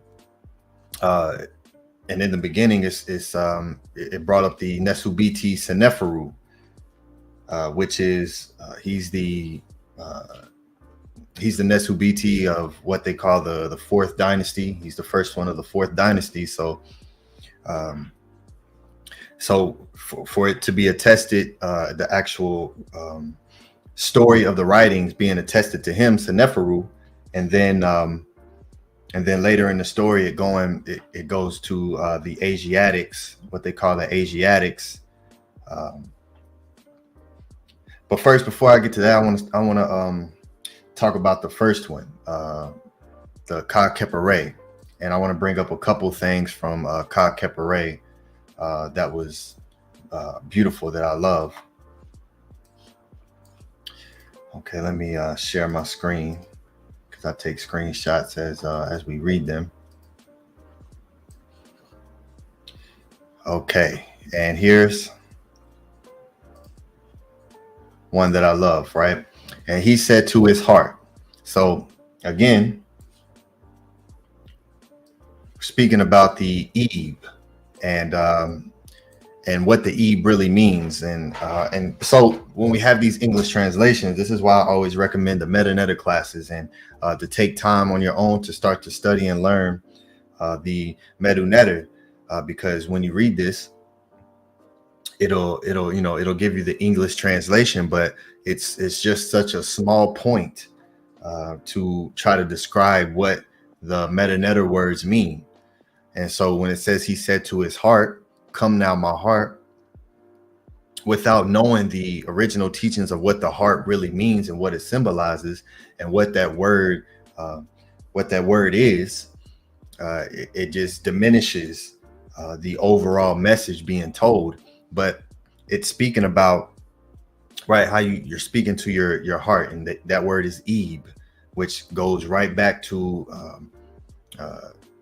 the wisdom, right? Knowledge is not just how we like to look at the heart today, and people just attribute it to what's known as love, and it's just a very small portion of it. So come now, my heart, that I may converse with you, and you may answer me my sayings. Why? Because the heart is associated with knowledge and wisdom, and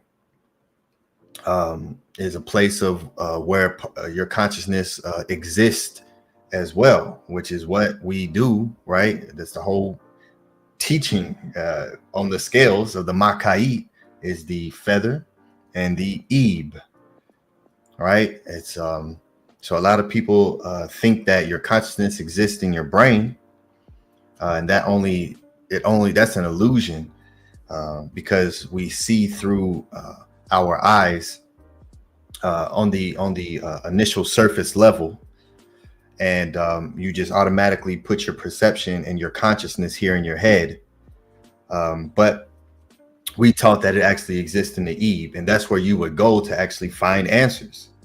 That's where you would actually go to get your questions answered, is you will go to your Eve, the seat and heart of your consciousness. So this is a conversation with that, and that's a beautiful thing. because now today we have so much confusion in Isfet that exists that, you know, even to go to the heart, to the Eve today, you have to discern what's really coming from there, because we're surrounded by so much Isfet. And you know, so for this writing here to be a conversation with that, and you know, it's just like the story and when we read of the conversation having with the Ba, right, and how that the story of having that conversation and having the Ba speak to you to guide you yourself. And this isn't an outside source outside of you.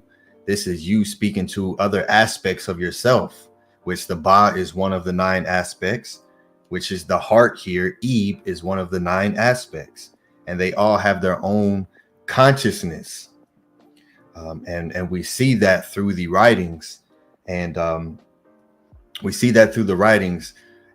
it's just such a powerful thing when you come across this information, you learn that, and now you start to learn that there's different aspects of yourself, there's different parts of yourself that hold consciousness that we've been completely dormant to, and where we just think that this is just this, and you know about the spirit, the soul, and that's in you. And but when you start to learn and piece these things together, these 9 aspects of yourself, and understand that you can go and communicate with these different aspects of yourself, and that's what the Ak is, the Aku, the Ku, bringing in, you know, the all the different aspects of yourself and working in conjunction together as one to become that Aku. So here, you know, that now that I may converse with you and you may answer me sayings that you may interpret for me that which is throughout the land, for those who are radiant in white garments have been cast down. So now the Eve is interpreting information for him. It's very powerful to know and understand that part of yourself exists in his consciousness, and you can go to that because that's really the place of seat of knowledge for you, and it's not your brain. Would that I might know what others did not know, even what has not been repeated, that I might speak and my heart answer me, that I might enlighten my grief to it, and that I might thrust onto it the weight which is on my back, and speak thoughts about what afflicts me, that I might express to it what I suffer through it, that I might speak, about my feelings. Right? So even though we are working to remove that weight, which is why your heart is weighed on a scale, you want it to be light. Here he's speaking about having all of the things that stricken him with grief, and he's placing that within his Eve, because that Eve is the place where that wisdom exists and that knowledge exists, and where that answer to all those issues and those problems that you are placing within it finds the solution, right? So he isn't speaking about going to someone else and complaining to an outside source like what everyone does today, right? Let me go to this person, and you just listen to conversations around you as people complaining and talking about everybody else and pointing fingers about what someone else is doing to them. And it's never this. It's never, you know, hey, what am I doing to cause this around me? It's always what that person did this. So here he's speaking about putting that weight that's on his back into his Eve, right? So he can speak his feelings, so that he can remove that place from him. And his Eve is the one that starts that healing process, because he understands that is a place of consciousness in itself, and that it's an extension of who he is, right? So these are beautiful Nefer writings on self-therapy, right? On how to take the things that you are going through, and through the meditation process, through the process of understanding these different aspects of yourself, of Maat, and what we taught, to be able to find healing within yourself, right? Because that's very important. Because if there's never a time when there's someone around you that can assist you through the process, what then do you do? Now there's no solution for you, because you have to look outside of yourself to find those solutions. And that's why these teachings are so important, and why what Saba Tehuti is doing is so grandiose, because he teaches you to do it. He teaches you what to do and how to do it, and to lead by example in that way. And when we read the literature, this is what this is about. You're speaking to your Ba, you're speaking to your Eve. You're not going to someone outside of you. You're going to different aspects of you to find these solutions to the problems that you may have. So it's very powerful, and this is super relevant today, and something that we need to continue to teach our youth, and how to come to those solutions within yourself, right? By going into these different aspects of who you are, which can only truly be done when you're cleansed. So it's very important. The countenance is perplexed. There is no man wise enough to know it, and there is no man angry enough to speak out. Every day one wakes up to suffering. This is very powerful right here. And we live in this today. This is when you look outside around you, this is what it is today. There's no man wise enough to even know what's going on around him.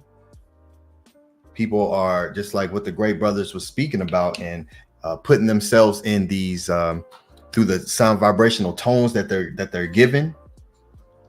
They're not even wise enough to understand what it is that they're truly doing. There are few who understand and chose the side of the fence that they want to be on, which is Isfet. So they utilize the magical tones in an Isfet way to control the masses. But the ones who don't want to be a part of that, but are willingly following that simply because they don't have the information. They're not wise enough to know it. They don't have the knowledge to understand what type of reality that we exist in today, who's the architects of this false matrix that we exist in, right? So you have that part, the people who are ignorant to the information, and literally who ignore. You can start talking to some people, and people say, I don't want to know no more. I'm comfortable with where I'm at. And that's complete ignorance. And then there is no man angry enough to speak out, right? So that's about just being dormant within all these things that happen around you, not speaking out for Maat, allowing Isfet to just run around you. And that anger is very important, right? And so today, again, anger is misplaced in its proper context, because it's always looked at as a negative thing. But anger doesn't mean Isfet. Isfet is chaos. Your anger don't have to be chaotic. Your anger can be very controlled, and it can actually be used as a superpower to push you and thrust you to do things that you may not do without that.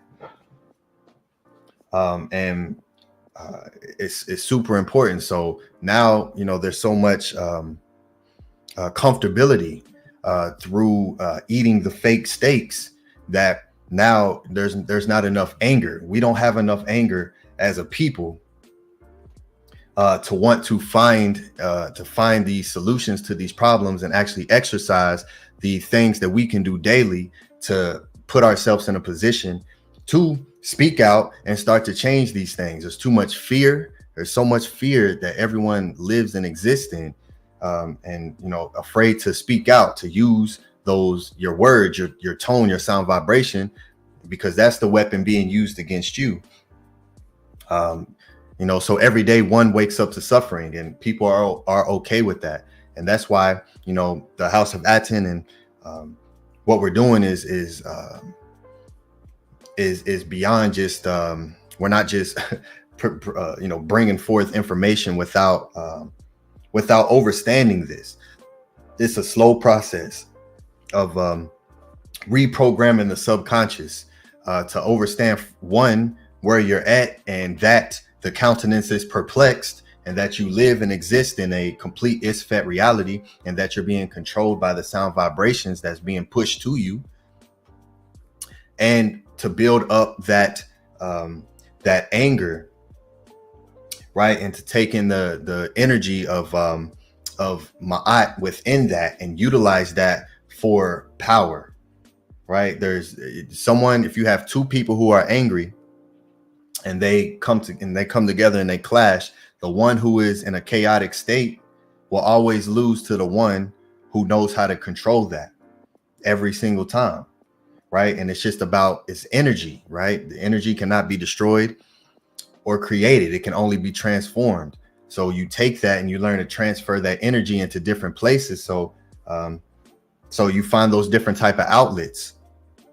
And real early into my awakening, into understanding where I'm at, and understanding that this planet and the powers at be that control and do so much evil, there's consistent anger. When I started to learn that all these things were lies, and seeing that all the people I love around me are just everything is a lie, it was complete anger for me.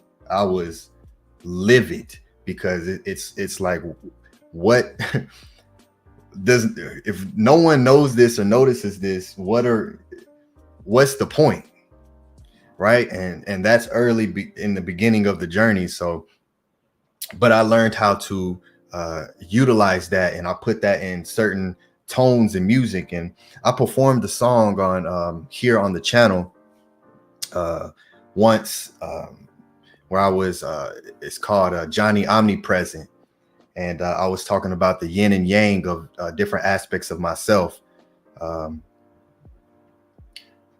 and you know, that was in a place where a lot of that anger was channeled into, and it's into tones and music, you know, to learn how to gain that control and utilize it for your own power and benefit and motivation and inspiration to get up and go do something. So this sentence right here really hit me pretty deep, because this, just like the great brother said, this is like a newspaper. We just go pick up a newspaper right now. This is what should be there right here. This should be page 1 of the newspaper, daily news. The countenance is perplexed. There is no man wise enough to know it. There is no man angry enough to speak out. Every day one wakes up to suffering. I have said these things just as I have seen, beginning with the first generation, down to those who shall come afterward, when they too shall imitate the past. And that's one thing I love about, and why Ma'at existed for documented in archaeology for 3,500 years, 4,000 years. It existed longer before, of course. When you go into the periods before what they call the first dynasty, 4,000, 5,000 plus years of Ma'at, on such a long area of this, imitating the Neteru, imitating the first ancestors, the first generation. You see that in the Sebayit and the Maxims of Ptah, speaking about, you know, these are words passed down from the time of the Neteru. So this is another attestation of that, to have the first generation and those who come after it shall too imitate the past, and that's what we're doing here.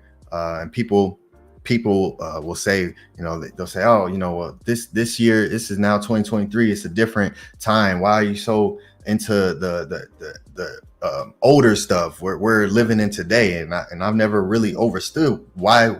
What does that mean? Yeah, like, look at where we're at today, and look at where we were at our peak and our height. I'm going to imitate that, because that's the greatness. I see that being the greatness. It literally brought forth so many different things that we utilize today. That's so important. Medicine, all these powerful things that we utilize that the ancients brought, and that they kept consistent for thousands of years. I can't look and research any other culture or time period that lasted for even a a portion of that time. And so that's the greatness. And if you want to become greatness, you can read any book today that teaches about self-help or how to do this. And it'll always speak about what you want to be. You place yourself around. You know, if you want to be this, then you need to have people who speak that and carry that around you. If you want to be the greatest, painter, then you need to surround yourself with great painters. That's just common sense there. So of course, if you want to become those that exist at the greatest, highest level, then you need to imitate that. And so we always understood that, and that's why it lasted for so long. So this was another powerful line here. And then this is the last one I have for this point. I speak to you, my heart, that you may answer me. Yet a heart which is appealed to cannot be silent. The needs of a servant are like those of a master. Plentiful now are the things which weigh upon you. So now it's changing that weight and that grief into that which is plentiful and beneficial to you. That's the weight that is upon you, and that is the support. And a heart that which is appealed cannot be silent. So it's important to not silence the Ebe. And again, that goes back into the Sabaeat and into the maxims of Ptah, where he teaches to follow your Ebe. And if we don't have consciousness of even what that means, then of course you see people just walking around still enslaved and in a place of where they are not able to come to that consciousness and awaken to rise and resurrect yourself and to become what now everybody a lot of with the Christ aspect, the Jesus and the resurrection in the 3 days, and thinking that that's a real literal story, and not understanding that these are teachings and representations of yourself, right? And who taught the first teachings of resurrection? Maat, Kemet, Asar, the resurrection. And so even those two words, res is the meta word for rise, which is also the same word for dream, resi, and then erection. So, when no one when said the resurrection of Jesus Christ ever thinks about an actual erection and rising up, right? And we understand that that's a reflection of Asar and men. But, so it's so much isfet here today, and these writings completely point out just that, right? So Khakheperre, these writings are absolutely powerful. So I definitely wanted to get through that because I love that writing, and it's very inspirational. And then when we start with the next reading with Neferty, the very first line in Neferty is "Arise, O my heart." Again, speaking about the Ebe, right? So this is a consistent teaching throughout the Nile Valley. Weep for this land wherein you were born. So the very first line going into the writings, he's speaking about his heart rising up, to res the Ebe. So it's beautiful. Foes have appeared in the east. Asiatics have entered Egypt. We have no border fortress, for foreigners now hold it, and there is no one to heed who the plunderers are. One may expect attack by night. The fortress will be breached and sleep driven from all eyes. I too have slept, but now I am awake. Powerful. And as I said before I started to go into Khakheperre, when it speaks about the Asiatics here, it's talking about that word is Aamu. That's the Aamu, whom some may know as the Hyksos. It's what they call the Hyksos, which is really the Hekakasu. And so as in the beginning of this writing, it's talking about Seneferu, and this is a prophecy, right? This is a prophecy, and Seneferu was before any Hekakasu came. So it's speaking about the Hekakasu coming prior to them coming. And I think the oldest, one of the attestations between the Hekakasu is between the 6th dynasty and 12th dynasty is when you find those type of writings. And I think, let me show, pull up the file real quick and show an image of this, of who they are.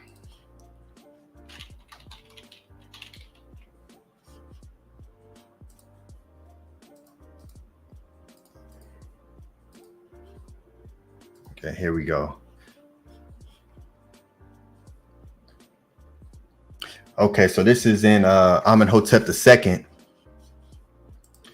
his Taheh, which is the Metaneta word for tomb, land or place of eternity, or Ta-Techet. And here is right here, you see Abesh is the E and the B, the foot, and the sh sound, Abesh. And then right here is the hook, which is the Hek, which of course then creates the Heka, the words, and that is what hooks you. So that's how important the words are, and the hooks in music, and it's the most repetitive place. It's what people remember the most, the hook.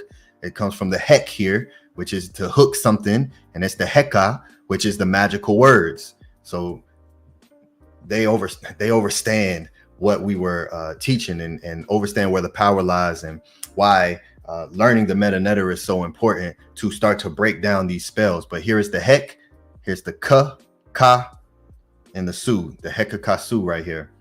And this is what's known as the Asiatics, in which Neferty here is speaking about coming into the land. The Hekakasu, who they call the Asiatics. But yes, there's that, and just like the great brother Menkhu Ara stated, how it closes out is so important, because you got to close out with Maat. And this is speaking about when what's known as those, what got turned today into the Christ, right? The Christ to bring forth the order, bring back the balance in the order, which this is, he shall satisfy the two lords with that which they desire, for the field and circular will be in his grasp, the oar in his control. Again, the oar, which is the Ker, which is also the voice, right? And that's what's used to control the boat, your boat of consciousness that you see going through the Netzer Kurt, and the what's known as the afterlife, that oar that you use to steer where you're going. So now you have back control of that oar, which goes back to your voice. The people of his time will rejoice, for this Son of Man will establish his name forever and eternity. But those who fall into evil, those who raise the cry of rebellion, they have lowered their voices. Lowered their voices is another way to say drop your oar. You're literally lowering your oar. You don't have control of that anymore, through dread of him. And those are the ones who fall into evil. And this is where we come into play, to be the ones to make sure that the ones who fell into evil, who cry of rebellion, that they lower their voices. Right now, their voices are at the top. Their voices are the loudest. Everyone is listening to their voices. But it's our job as followers of Maat, as those who want to live in truth and live in health and live in prosperity, and be another recreation of Ta Meri, the land of love, that we start to put ourselves in that position by understanding who we are and what we represent. The Asiatics, the Aamu, will fall before his sword. They'll fall before his sword. This isn't a, this is there is, when you have a sword, what you're at some type of war, right? This isn't a just a rainbow type of everybody just get along. No, that's where that channeled anger has to come into play, and understanding, and the training every single day. Train yourself to be prepared for any type of war, because we are in a war. People just don't understand that. People don't have the wisdom of that to know that. And so, you know, you are in a war, you are in a fight, whether you want to fight or not.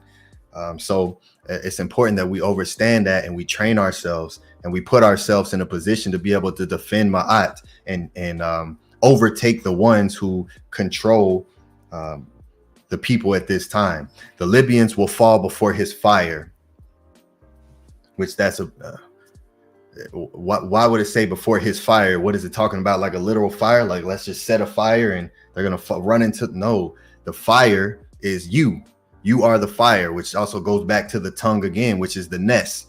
The Nesubiti is the one of the fire tongue, the nest. So again, what we speak, what we listen to, what we take in is super important. So they understand that, which is why this language was created that we speak, called the English or the Anglo-Saxon language. Rebels will fall before his wrath. Again, wrath. And enemies will fall through all of him for the uraeus on his brow. And who is also one of the ones that's one of the uraeus of the brow? The warrior goddesses, the warrior Neterets. One of them being Sekhet, Sekhmet, who has the fire on her head with the serpent, the one who slays the enemies. She is one of the uraeus on the brow. For the uraeus on his brow will subdue his enemies for him. He will be found in Imbu Heka. Again, why would he, the one who is to satisfy the two lords, be found in a place called Imbu? What's that word? Heka? That I just showed with the hook, with the voice, the Heka, the words of power, so that never will Asiatics be permitted to come back down. They will seek water in the manner of beggars, so that their herds may drink. Like the great brother Menkhu said, then Maat will return to her throne after all this. After the sword, after the fire, after the wrath, after the Heka, then Maat will return back to her throne, and Isfet will be driven off. So this is a very powerful story, and we need these type of readings and writings to understand, you know, where our energy and consciousness should be placed, and to not become dormant and soft, you know, and comfortable with where we are at currently. So Hotep Henu, to the ancestors, to the scribes who documented these writings for us to have today, to use as that fire and that motivation and the inspiration to get up and do something, is super important. So these two readings are Nefer. So Hotep, Henu, and yeah, I'll pass the mic to you great brothers. Can I say something real quick? This is so powerful to be able to have this foundation to build upon, right? So we have these readings and we get to reason and build and, you know, share our voice and the 9 aspects of us and our Eve about what we have taken in. And so this is the actual building, right? This is beautiful, such a beautiful build. Like, I feel like the energy and the power of building the MERS and the Akus, just talking about or just sharing these tones about what the ancestors left behind for us. So I just wanted to share that real quick. To a beautiful breakdown, Brother Ani Ptah. I like how you went deeper into what we read over. So, you know, to you brothers, this is what I've been waiting for. I'm out of the chaos. You know what I mean? I'm out of danger. Like this is where I want to be, in the house of Aten. This is beautiful. So, you know, to you brothers. Yeah, I totally agree with you too, brother. I appreciate the breakdown. He always gives us a deeper insight. Ani, you got the metal netta of those two writings? I know you do good, brother. What you got for us? I have to go into my files. You know, it's yes. Absolutely. So yeah, I have to go into my files and look at these papyruses and absolutely. So that's a big part. So yeah. Yeah, I appreciate it. I'm organizing. I got a lot of books. I found so many just papers and scholarly books and papers. And Menkhu, you thought I sent you a lot of books before, brother. Just hold on. Just hold on, brother, because when I was looking for the story when Ani sent me when he sent that to me, so I was looking it up and I was looking for that story and I have it in at least 3 or 4 different books, different looking books too. Some of them look real old. Like one, I was like, is this the right one? I wasn't really sure. But yeah, that's a great breakdown. Good insight, good brother. It is what you said, brother. It's brick by brick. We all play our position. And it's a beautiful thing to be where I'm at, to be a baby and to be learning. And I'm not even rushing it. You know what I mean? I'm happy to be where I'm at. Whereas before, it's like you know everything. It's like I felt like I knew everything, and I ain't know nothing. Only thing I knew was a whole lot of nothing about the lie. I just knew a whole bunch of the lie, which is absolutely zero. It really amounts to nothing.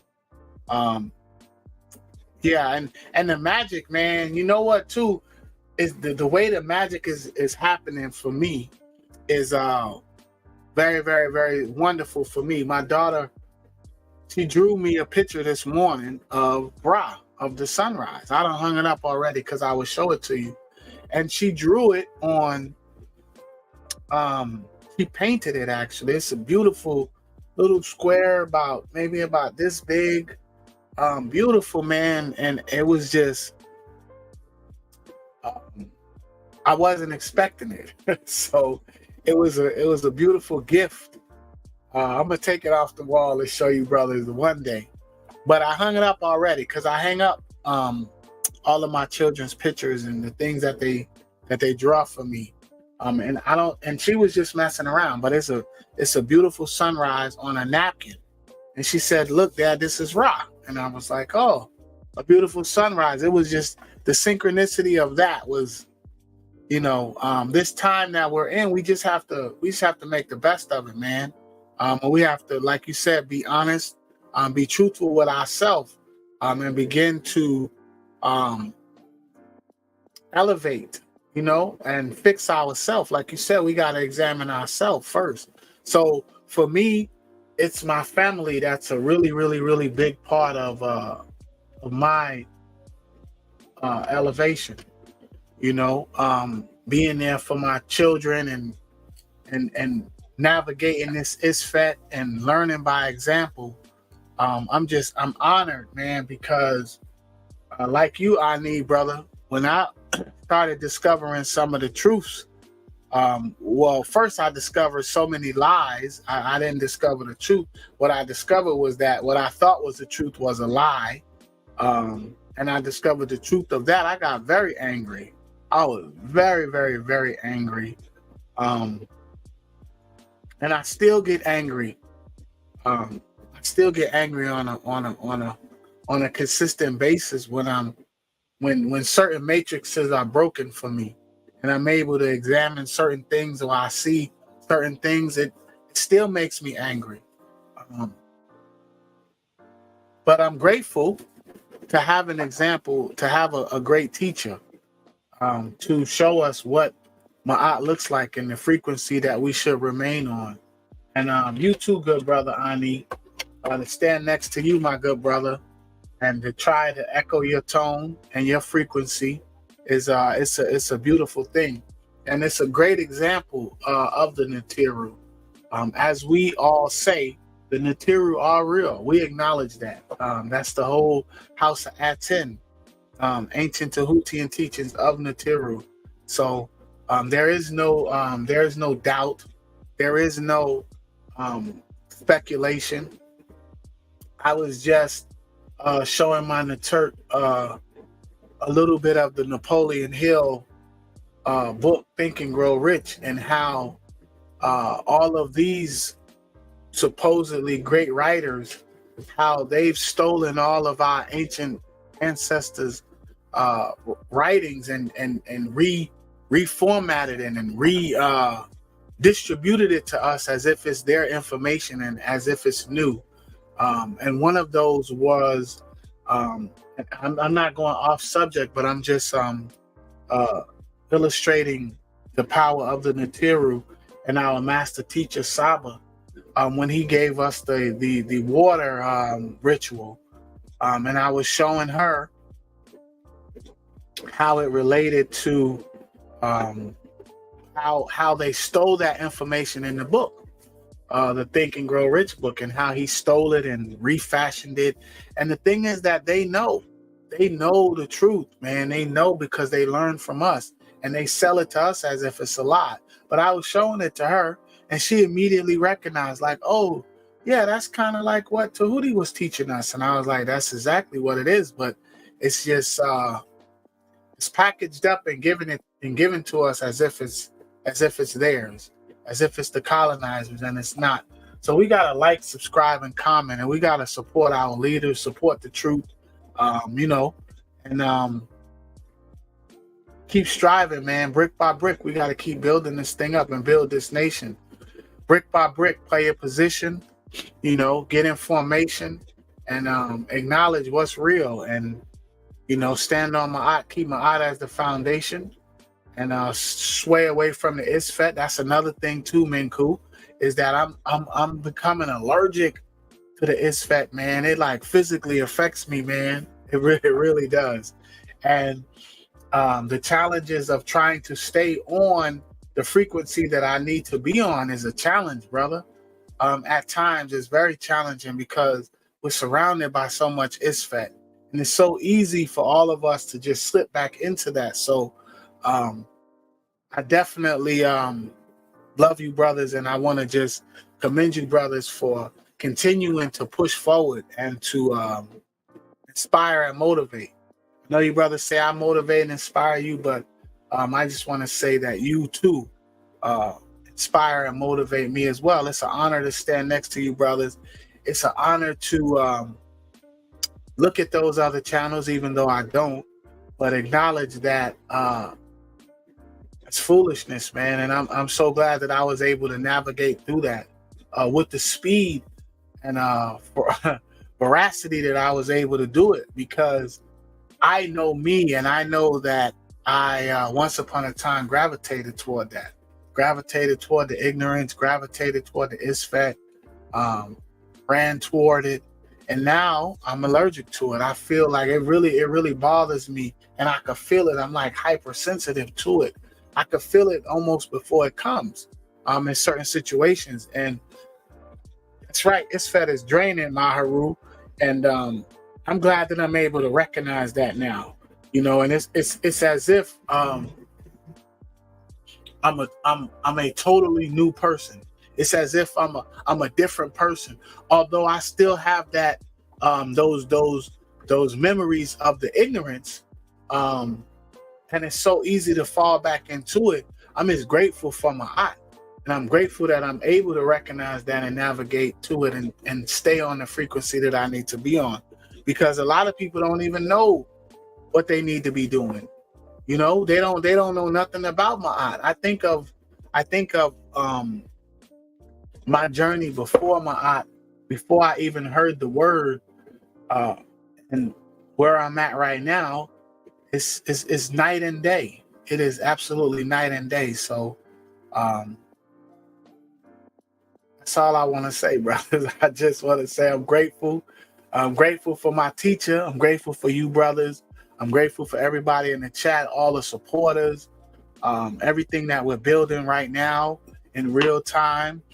I'm just going to continue to strive and make the Neteru proud, represent our ancestors, because this is all we have is right now, and it's up to us to bring forth what's supposed to bring forth and establish Maat. So, for you, brothers. Beautiful, beautiful. Can I share something with you, brothers, real quick? So, Absolutely, brother. I'm learning on the fly in real time. Can I present something real quick? Yes, go ahead. We interrupt this program to bring you an important announcement. Wait, what? What was that? Let me see if I can find Don't play with pseudos. Let me see if I can find it. So when you started talking about how many books you have, brother ATEF, and then I started thinking about the word library, and I'm like, what is the meta word for library?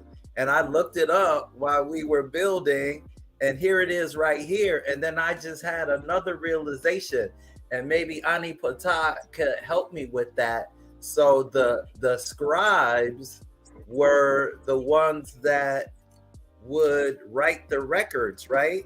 So were the scribes what we would think of as the librarians? And this, because this word says library record office. So what the place that we're thinking of a library, is that a place that the scribes managed because they were the record keepers? Am I thinking right?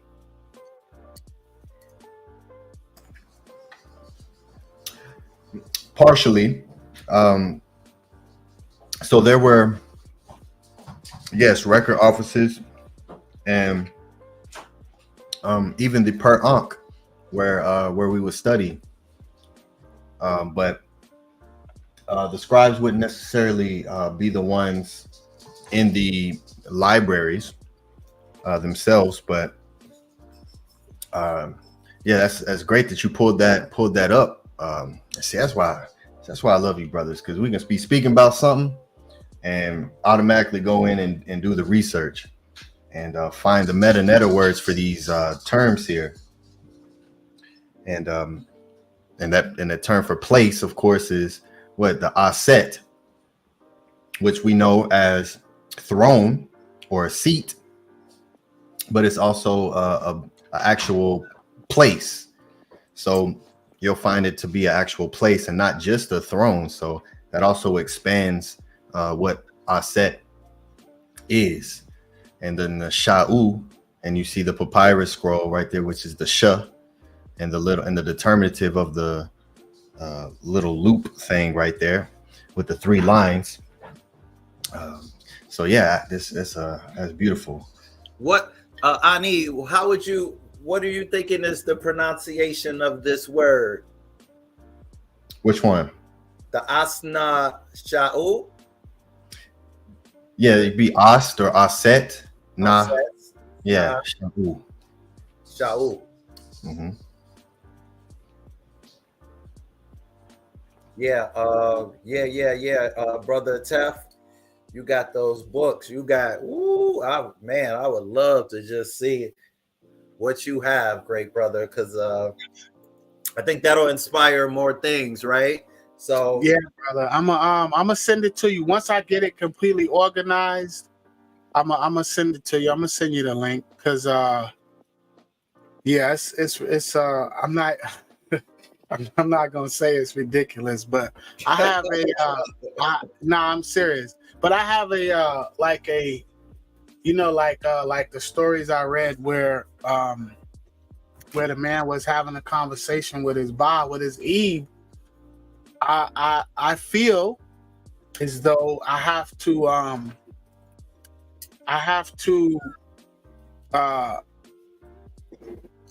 don't want to say redeem.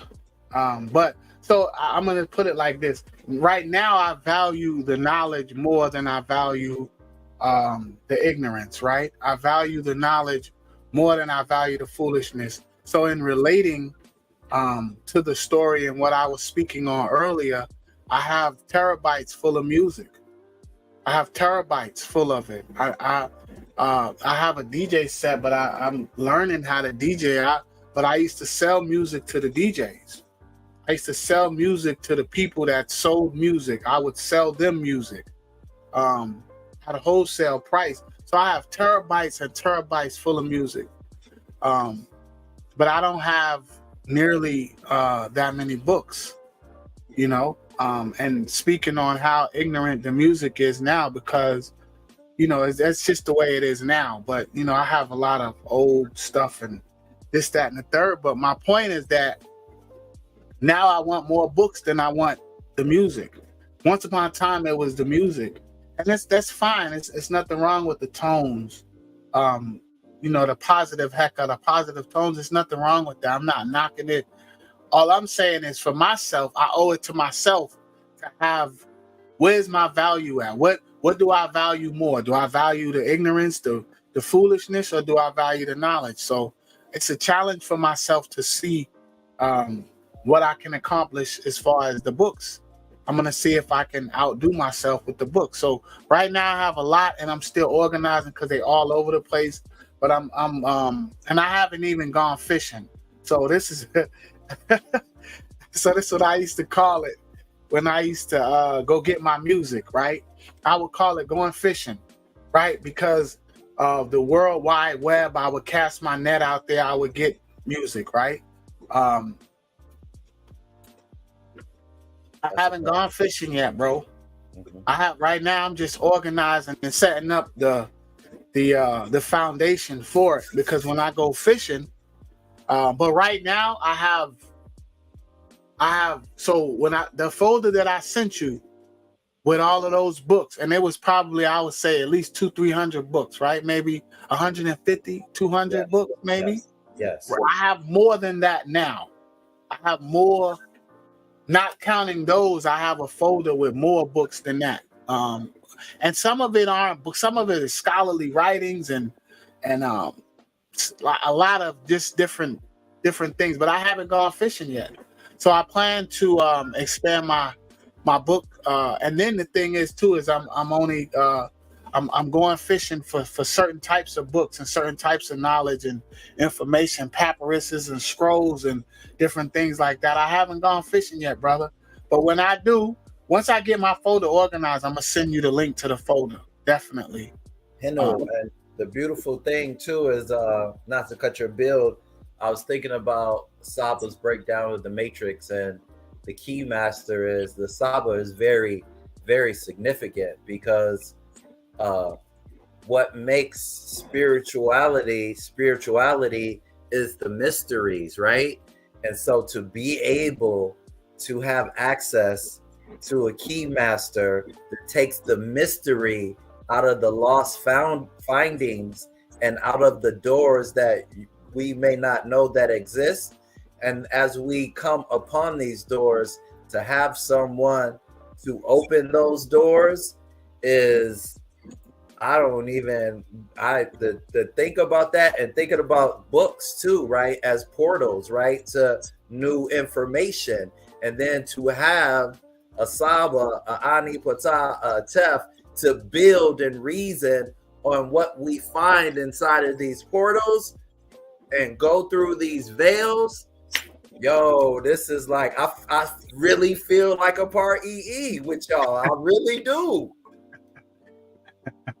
Because the mysteries aren't mysteries anymore, right? We're examining, and that is Maat. We are seeing the aura. We are in a very Nefer position to be able to decode some of these codes and break these codes, and to be able to fish and catch and eat and to take it all in is, oh man, it's privilege. Exactly. It's very privilege. Exactly. Very Nefer. Like you say, brother, I want to be good looking, or I want to look good, you know?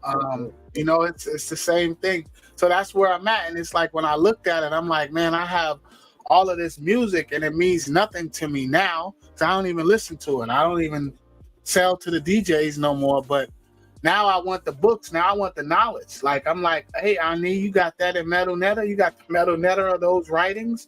You know, I want the books. I want the knowledge. I value the knowledge now. I value the truth now over the lie. You know, that's just where I'm at. And challenging myself to not get angry, because the more I learn and unlearn, the angrier I could become, you know.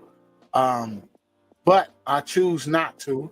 I choose to stay on this frequency with you, brothers. So I'm glad to be back. I'm glad our Saba is back. I'm glad the class was a success yesterday. I'm glad to see our Saba with all his working limbs and, you know, strong, looking stronger than ever, even though he said he's still healing, which I can only imagine. I definitely send him positive heka to our great Saba, great healing energy. That's all I sent, because during the incident, he wasn't saying much. You know, he was talking to us, and he was in contact with us, but he wasn't saying much. So only thing I could do was just you know, wish him well and send him positive haka. We got the good brother HERU back there. Good brother HERU, what's going on, good brother? Hotep, peace and love. Hindu to you, great brother. Let me try to we can hear you, good brother. You sound good. You ain't sitting outside, are you? Welcome to the panel, I was trying to upload an image, but I was having issues doing it. Okay. Brick City. Yeah, Jersey. Yeah, Jersey, HERU. Nah. Jersey, Brick City. Nah, I'm in Brooklyn. Okay. Peace to you, great brother. You got some tones you want to share with us? To synchronize in what you was talking about.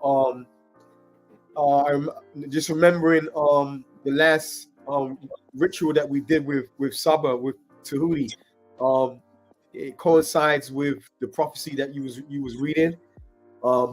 It really was on my heart, so I just wanted to share that last class was really powerful. I hope that a lot of people start, you know, try to start getting into those classes and learning those those rituals. In regards to I wouldn't go in detail because you have to buy you have to put, you know, Hotep the ritual, but I realized now dealing with the house of Aten and dealing with Saba, that the glyphs also is also a living representation of us. That I actually the night before the ritual, I actually thanks to the ancestors, they showed me that showed me what Saba was talking about in regards to the mirror neurons, and how we also are mirrors of ourselves also, and that Annie brought out also that I was trying to figure out also in regards to the ore, the curve. I saw myself in the upesh with the curve behind my back running down like an alleyway down the canal. At the same time, I saw myself in the aspect of mirrors, and then I saw myself. I saw an image on the ground, but the image was upside down. So I wasn't sure why the image was upside down until a few days later. My aunt didn't speak to me, but she showed me, and I want to send in a whole text to Saba and ask him about that.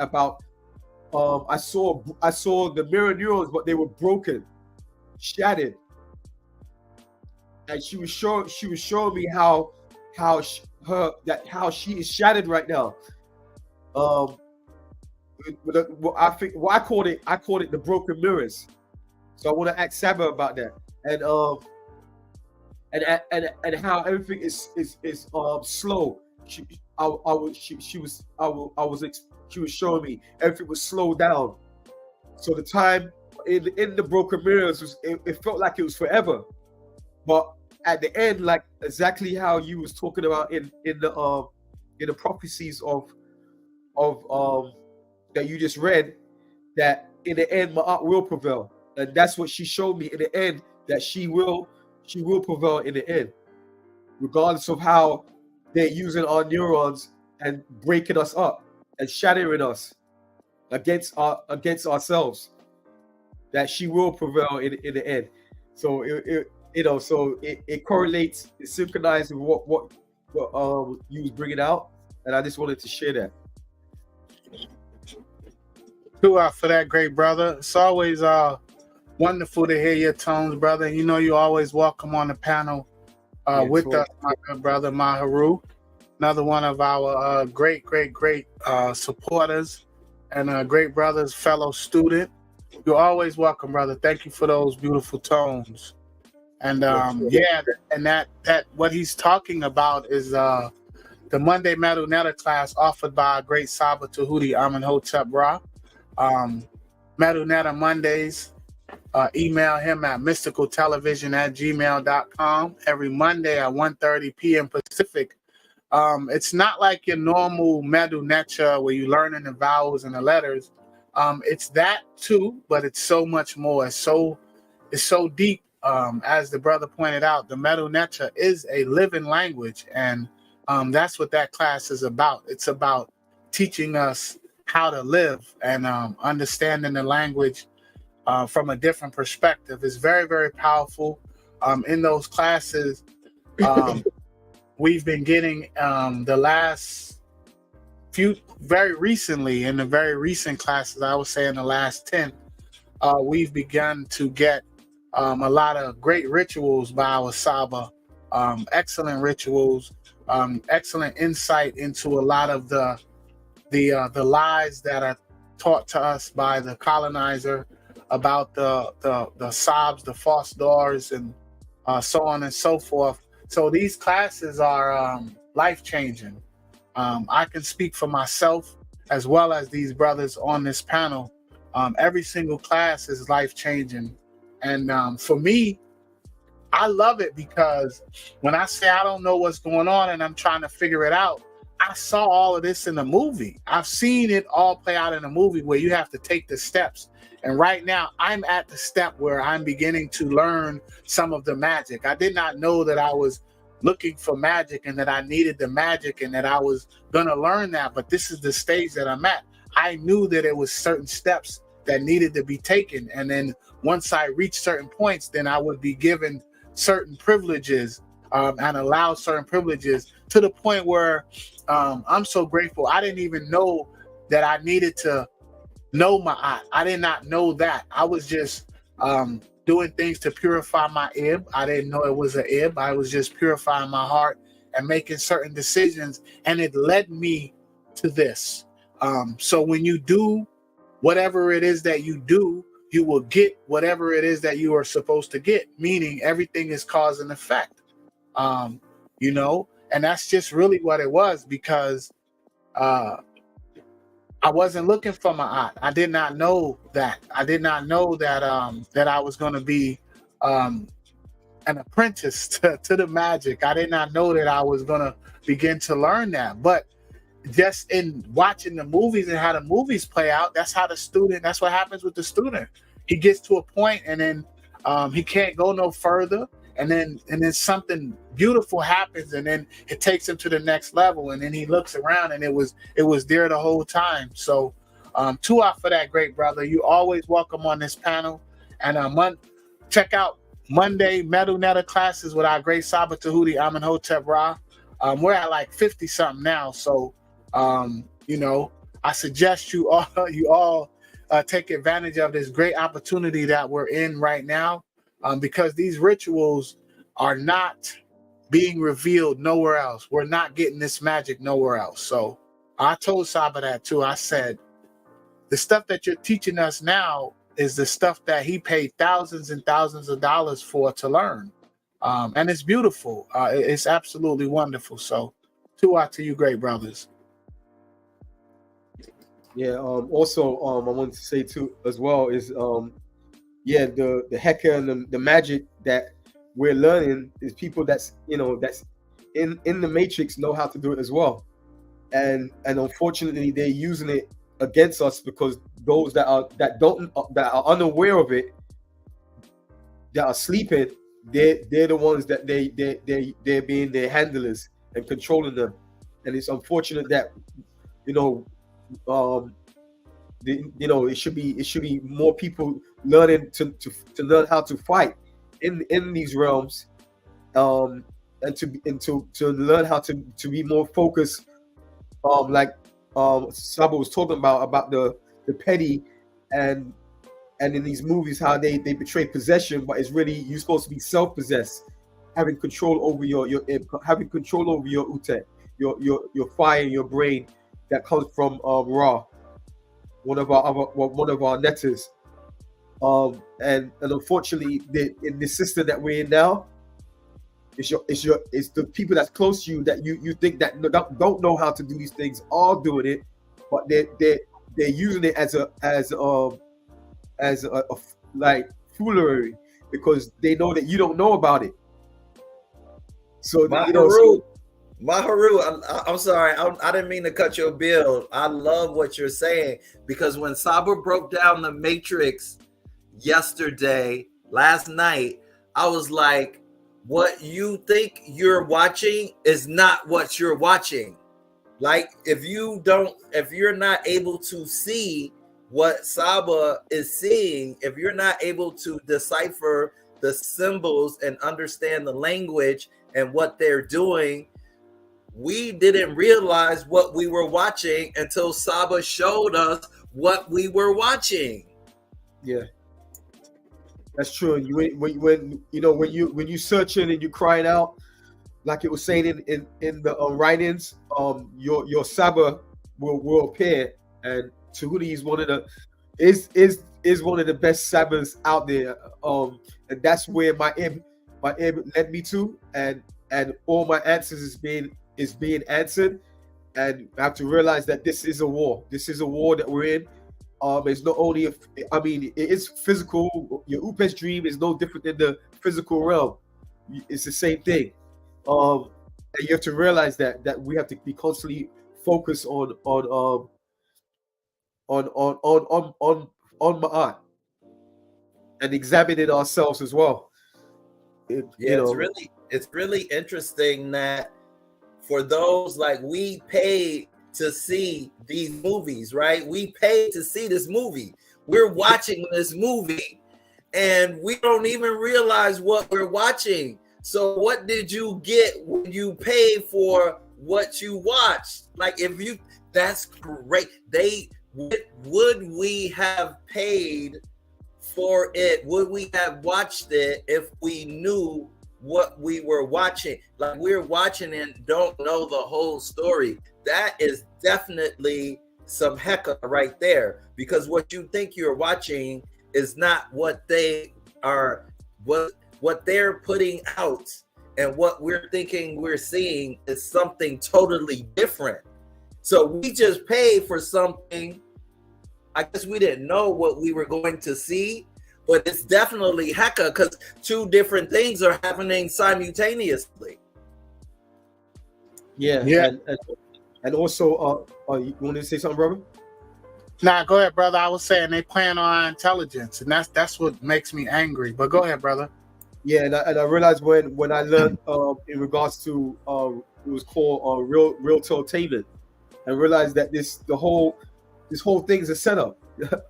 just like Menkhu was saying, it's a movie, and we have to realize that they could create, your house that you're in is a setup.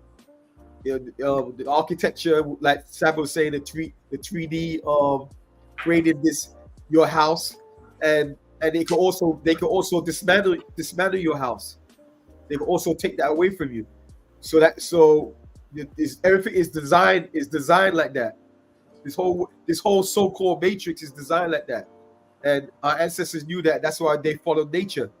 That's the reason why they mastered nature rather than following what this matrix is not following the womb, like Saba, like Saba said, which is which is the feminine principle. And that really pointed out to me a lot, though, that this is just it's fake, man. It's just lights, cameras, and action. That's all it is. Yes, hotep to you, great brother. Yeah, you're absolutely correct, and I want to acknowledge your upesh that you had as well, because if you all don't know who my HERU is, this is an advanced brother here who is very tuned in to. You hear the words that he's speaking, and for you to have that upesh, and for one to be able to recollect that upesh, because most people have difficult time remembering their upeshes. And for those who may not know, upesh is the metaneta word. It's one of the words for dream. And for you to you said you was running down like an alleyway with the oar on behind my back. It's running. Yeah. Like, yeah. Okay. Yeah. That's powerful too. You have some wonderful upeshes, and what you think that means, Addy? Say again.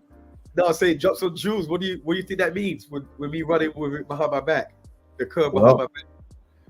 Well, it tells me that for one, you running with it, because they're trying to take our voice away. They're trying to take our control away, and you're like, no, you're not taking mine away. I have mine, and that's really the most aerodynamic way to run with it.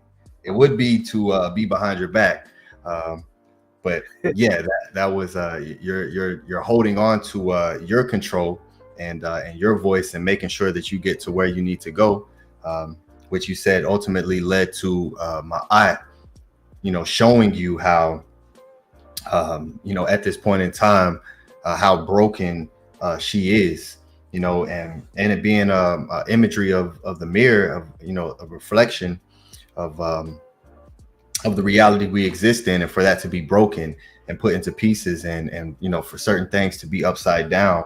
When we see papyruses and we see imagery of people upside down, those are usually the people in Isfet.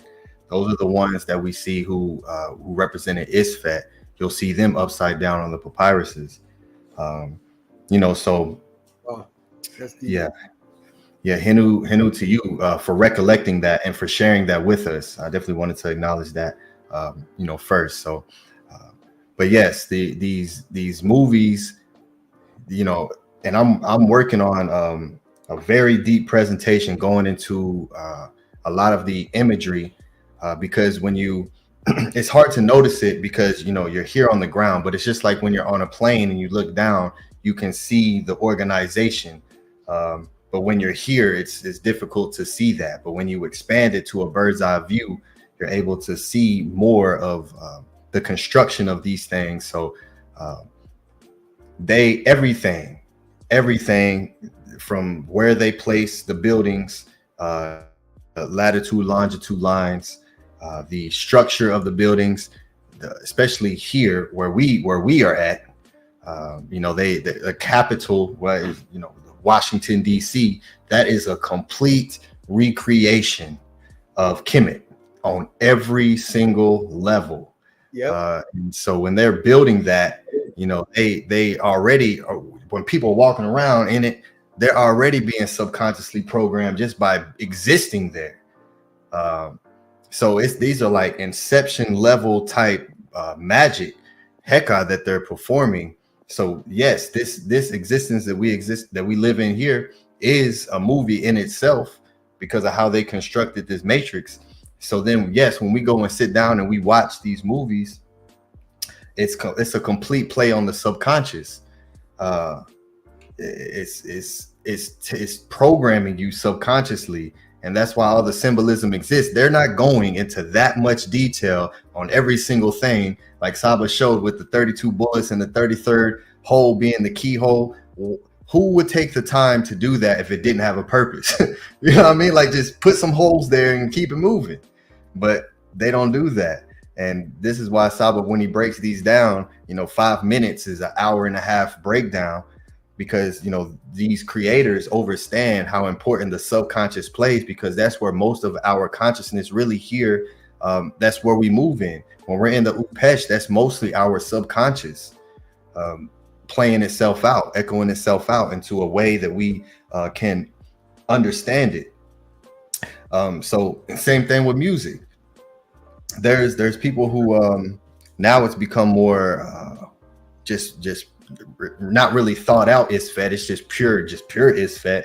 But the people who put those people in line, that's a thought out plan, because they understand the subconscious. So if I know that you don't know what you're doing, but I understand the magic of the sound vibration, I'm gonna put you there because you're gonna do exactly what I want you to do, and spit this murder into everyone's ears. Yeah, and have everybody dance to it. Let's dance to killing each other.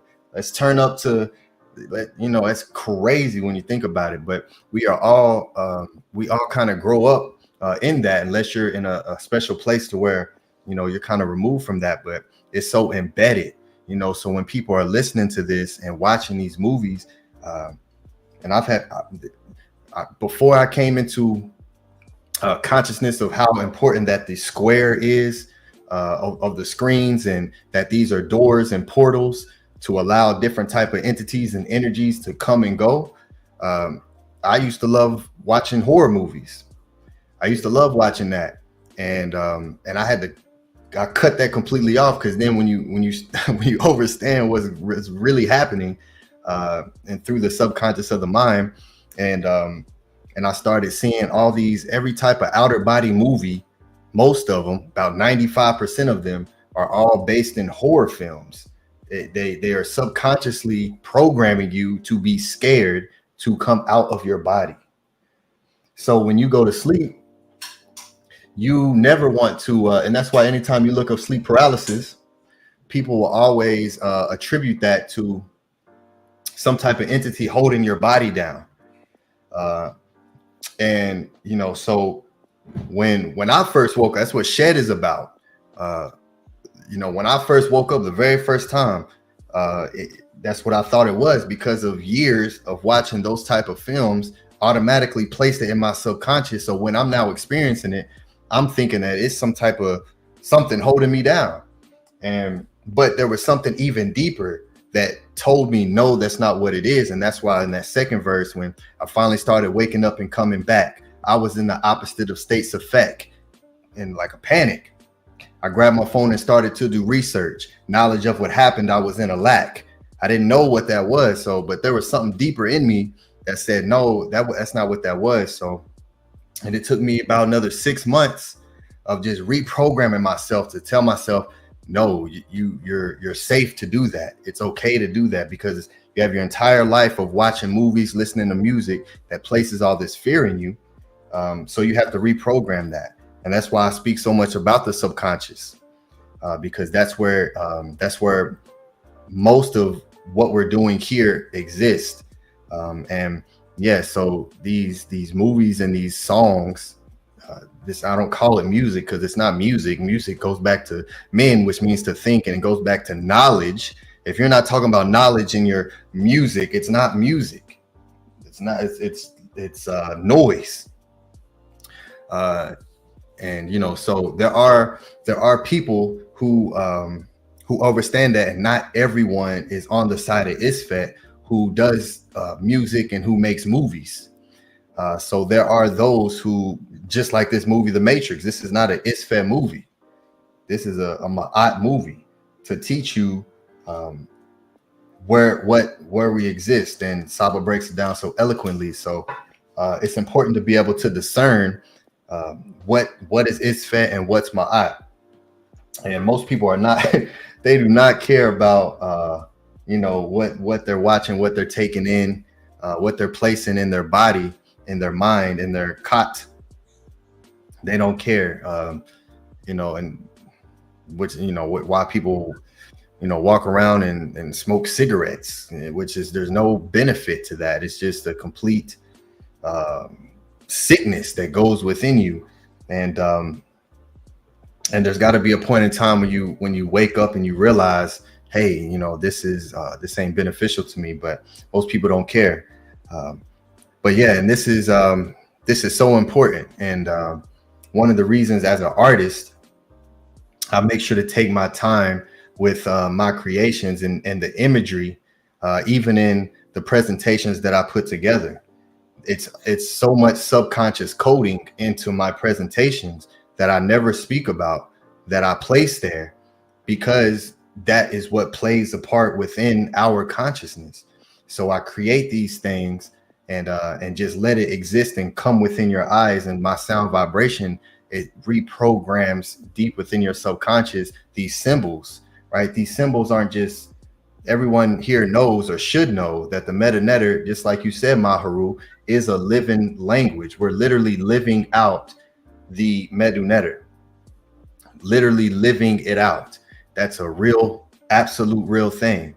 And, you know, so, you know, put together, and I mean, that's why it becomes the logos. And that's why every single business, every single thing that you see has some type of logo, which goes back to the Greek word logos, which is the divine word of God, because they understood this. So it's powerful, you know, that we are here at this point in time, in this position, to be a part of this, and to be able to utilize the symbols to be a recreation of that, and to live it out, and to exist in it.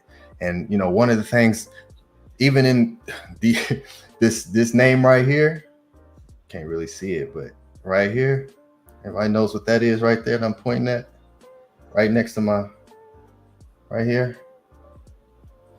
Y'all know what that word is right here? No. I see something. Set something. Close. The masculine version. Asar. Asar. Okay, yeah, all right. It's os, all, I. Really, os, Ahati. So it's Asar. Even those two symbols, the I and the throne, to create the name of Asar, is, I never heard any person who teaches Kemet ever break down Asar's name and why it's a throne and why it's an I. And, you know, so it's powerful to be able to see this. So yes, the Nesut, right? And then the Hotep here, giving royal offerings with the T, the triangle, which means to give, the D, giving royal offerings to Asar. And, you know, so to be able to have these and have access to this is super powerful, because they understand, which is why it becomes their logos for their businesses. And every time you pick up, you go to a store, you're being programmed subconsciously by looking at their logo. Whatever food you're eating, if you're getting a drink, whatever is on your label, that image is subconsciously programming you. You know, so Hotep to all you great brothers here, HERU to for coming on the panel and sharing your tones. We definitely would love to have more of you coming up here, because people need to hear, you know, these type of magical experiences to get them to understand and program that these are things that we have access to and the ability to do. So if brothers like you come up and speak and say, you know, give us, you know, these type of things, you know, it starts to reprogram people and understanding, because right now the conscious community is being programmed with the word pseudo. So anytime you speak about anything magical, oh, that's pseudo, that ain't real, and it's, you know, so people are starting to believe that. They're being programmed to believe that. I don't play with pseudos. I don't play with those. Right, I don't play with pseudos. That's the most pseudo information. When you have an experience like that, when you're able to wake up in your dreams, where someone will say, oh, that's pseudo. When you're able to traverse out of the body consciously, you know, when you're able to recollect these type of experiences, and we are so powerful and magical. It truly is so special. And you know, but now we're the people of the conscious community who's teaching about Kemet are teaching it from an atheistic view, which is taking all the power away. So hotep to you, great brother, for sharing your magic. And also, you know, learning this stuff also could also help our children as well, because you know they're going through these upeshes, and they might be using you know, hearing voices, telekinesis, you know, telepathic, and all these things, and they're going to their parents to ask their parents what's going on, and their parents is telling, oh, just go and sleep, or just read a book, or you know, they got a 9-to-5 job, they don't have no time to spend to even explain what these young children are experiencing and what they're going through. And you know, it's unfortunate, but it's fortunate now that, you know, we have the House of Aten, that we're not ashamed to come out and explain these things, that these are parts of our the Uwajit, the 6 senses and the 7 senses that we have. We don't only just have 5 senses like they're trying to portray to you know, in the Matrix. So you know, it's a blend, you know, Tuar, and it's a Nefer that you know, we allow, you know, we have the platform and authority for the network to bring these magical hacker out, so people could and have, you know, have you know, you have contacts and stuff that people could contact Saba, contact the House of Aton to get these answers that they're hiding from us, because they want to keep us in Isfet. They want to keep us in darkness. They don't want us to find out how great and how powerful we really are. So so it's you know, it's a great time that we're in now. Yeah, Beautiful. Can I just share one thing with you, brothers? While I was listening, I was like, what is the meta-netter word for movie? There's no meta-netter word for movie. Then I went to the etymology dictionary, and here's what came up. And so what I found really, really fascinating, at the end of this, it says another early name for it was photoplay. Mm-hmm. Wow. And I never thought about it like that. And you know, that's a whole, we get into that whole thing of them playing with photos or playing with images. That's Heka. That's the illusion is playing with the photos. Yeah, we though we didn't call it movies, we absolutely created the first movies, because if you were to walk through a Taheh, you're literally reading a story and you're moving. The images are moving and telling you the story. When you're reading the Amduat, this is literally motion picture all the way through. Yes. So we definitely were the first movie makers to put images in a motion type sequence. So yeah, that right. And one of the and how they build the MERS or the Akus, there from the king's chamber, you can look out of it and they could see the stars moving, and they were watching the stars and they were watching the universe and watching the planet. They specifically created like a portal so they could watch the stars from the MERS and the Akus. So you're absolutely right, great brother. Photoplay. Isn't that interesting? You said something. You pretty much said that too, Ani, when you were talking about movies. That's why I went and looked it up in the etymology dictionary. That's powerful. All right. So yes, that's beautiful, great brothers. Tuama HERU for coming up. You want to give any closing words before we close out? Yeah, this one more thing when you saying about the horror movies. Yeah, the old, especially the old classics, they show you in their movies with their Dracula and stuff that they're using hypnosis. How he comes in the house and he's looking in her eyes and makes her take down her shirt. It's all hypnosis is what they're using, like you said, for the logos and through through what the things that they create to control, to try to control our narrative. And yeah, man, it's amazing. Yes, it is. It absolutely is, and it's wonderful that we do have this platform to allow people to come to and get this information and knowledge, because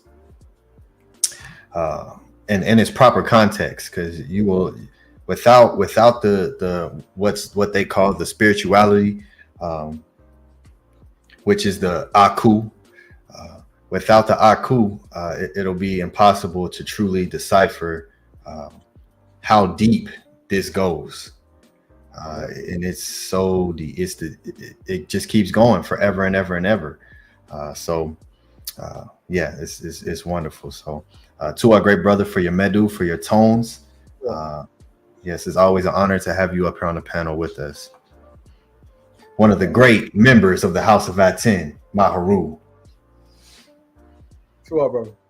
Yes, Nini Uk. All right, so Hotep, everyone, Tua. Let me go through and show some of the support that came in for the class for today, and then we'll close out. All right, Cash App, PayPal, House of Aten. All right, so first we'll start with the great moderator, Primordial Thought 9, who sends in $5 for HERU to the House of Aten. HERU, Fish, Ra, and the E.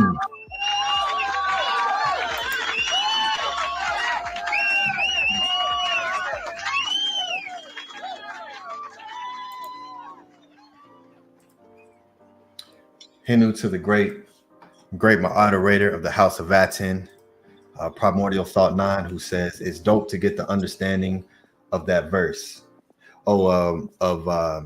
Shed. Yes, and this is one of the things that I'm going to do for my without saying too much, but for my main project, there are going to be complete breakdowns for each of my tones to make sure that it's received in the proper context, because you can leave it up for interpretation, but I'm more so concerned with making sure that it's truly understood, because we are absolutely in a war, and there's no time or need for people to question what this is.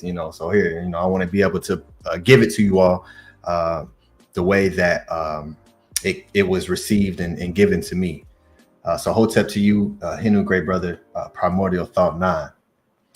So next we have Oxafek, who sends in 1111 for Tua and HERU to the HOA for supporting Great Saba.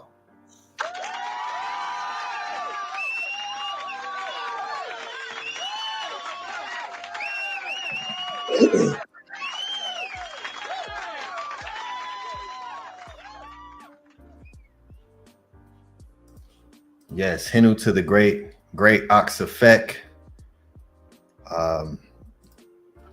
who is another fantastic member of the House of Aten, another very powerful, magical brother here, who also traverses the Upesh very well.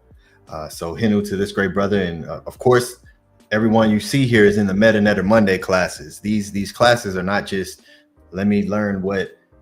How do you write? What is this word here? No, Saba has given us rituals to do as well, and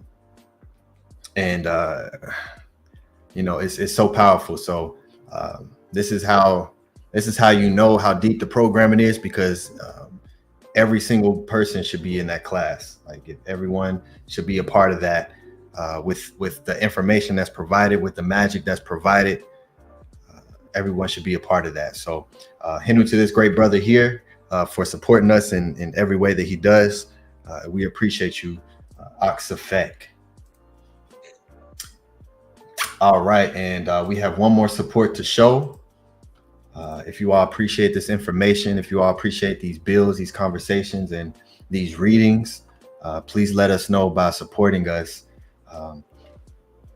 through the frequency of because this is a currency, it's an energy. So this is how people, this is how we are able to make certain things happen at this day and time. So we appreciate all the support. Nito Campbell, who sends in $9 for Hotep, hail to the house of Aten.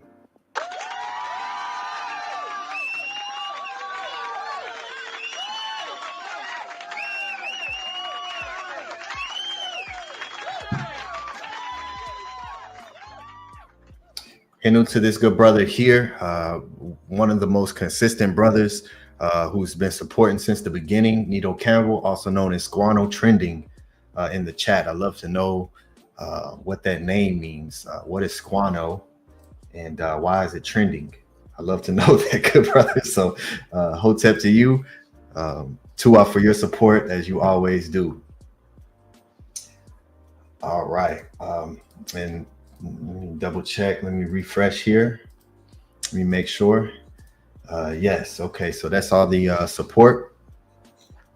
Okay. So yes, I'll close out. And Eric G, peace to you, good brother. He says, you all are great at what you do. Thank you. I am tight on cash right now, but will donate when I am able. Hotep, yes. We know you will. You're a great supporter. All right, so Tua everyone for being here.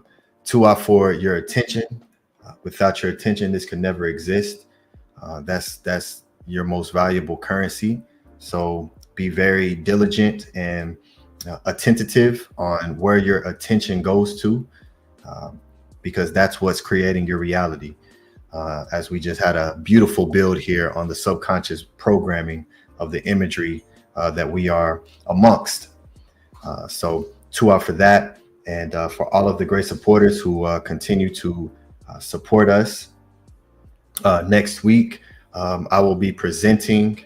We'll go into some deep information, and it's going to be fun. We're going to have some fun as always, as we always do. MetaNetter Mondays tomorrow. We should be back on track for class tomorrow. So all of the great MetaNetter students, be ready and prepared for that, and support the great Saba by receiving those classes. I send everyone Ankh the Jed Usir, power, life, stability, prosperity, and health. Sakim M. Ari, murder, Ka'a, Semu Hatu Natiru, Per in Hetep. I obtain the power to do what pleases my Ka. May the hearts of the Natiru lead me. I come forth in peace. Hotep.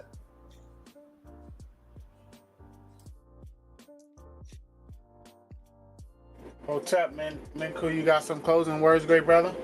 Yes. I just want to give such a Nefer appreciation for everyone who supports and celebrates our Saba Tehuti. Like the brother Ani said, without your attention, none of this is possible. So to everyone, I would like to send you Hari, Amen, Ba'ur, Nahet, which is peace, power, prosperity, and protection. Today was a beautiful build. I love going deeper and deeper into what did the followers of Maat have to say, and the ancestral artifacts over religious opinion. Such a beautiful build with beautiful minds, learning on the fly. It's becoming instinctual to really look at, the meta-netter and etymology, and all of this is from the teachings of our Saba Tehuti. Is, start to really live in it, right? Live out this living language. So beautiful build today. I'm so proud of you, brothers. I respect you. I love you. And it's wonderful to be a student and to be in a place that is free of the isfat and the chaos. I don't want to be in the chaos. I want to be in clarity. I want to be in peace. I want to be in strength, and I want to be in love. And I found that. So Hinu to you, brothers. I'm grateful to the Neteru and the ancestors that guided me to Saba Tehuti and to you, brothers. So peace and love to you, brothers, and peace and love to the chat.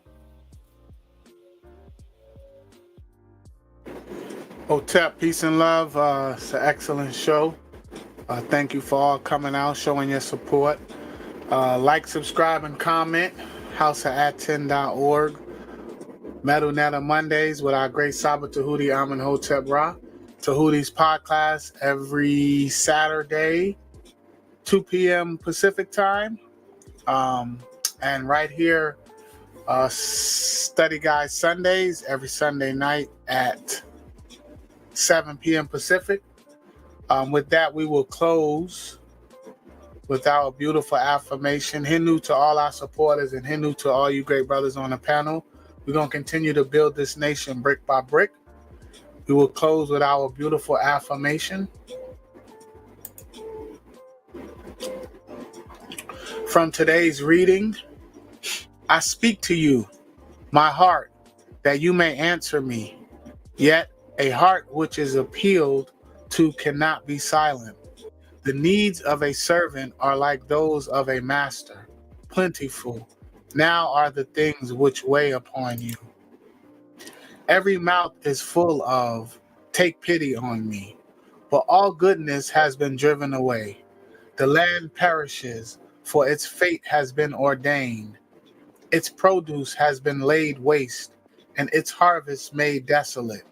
All that has been accomplished is now undone. A man's property is taken away and given to one who is a stranger. I shall show you a noble man with nothing, a foreigner prosperous. The one who is slothful now is filled, but he who is diligent has nothing. Men will give alms grudgingly to silence a mouth which begs. One answers a man's remark by a hand which lashes out with a stick instead of speaking. One kills him, for speech strikes the heart like fire, and none can endure what issues forth from the mouth. Unki and Maat, Unes, Nintet Aset and Maat, Menhep Apet and Maat, Per Inhui, Per Ikut. I live for Maat, I exist within her. I do not speak in the place of Maat. Every day I advance towards Maat. My being is surrounded in darkness. I come forth as conscious light. Peace and love. Peace and love.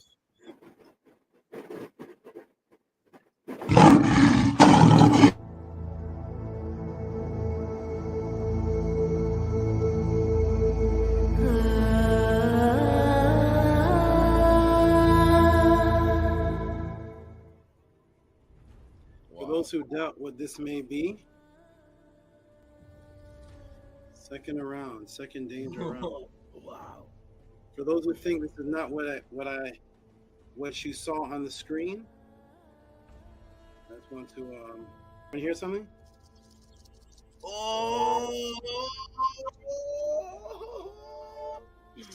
Wow!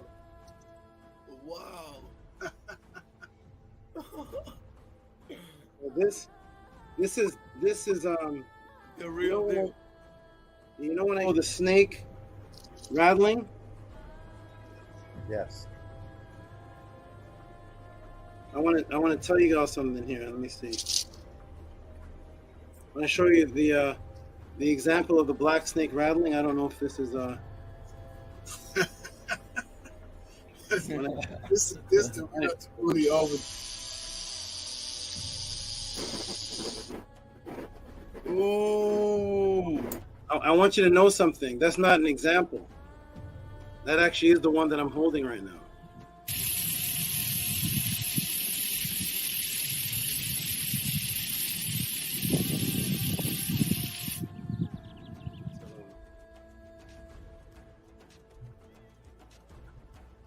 Y'all see anything in front of me with horns?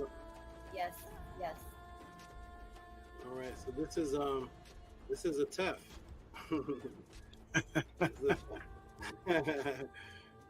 This is a TEF right here.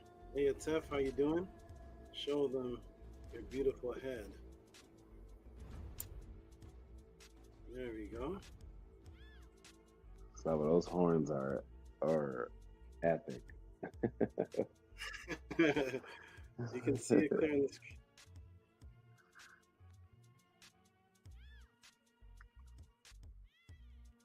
Yeah, so there's this is a TEF.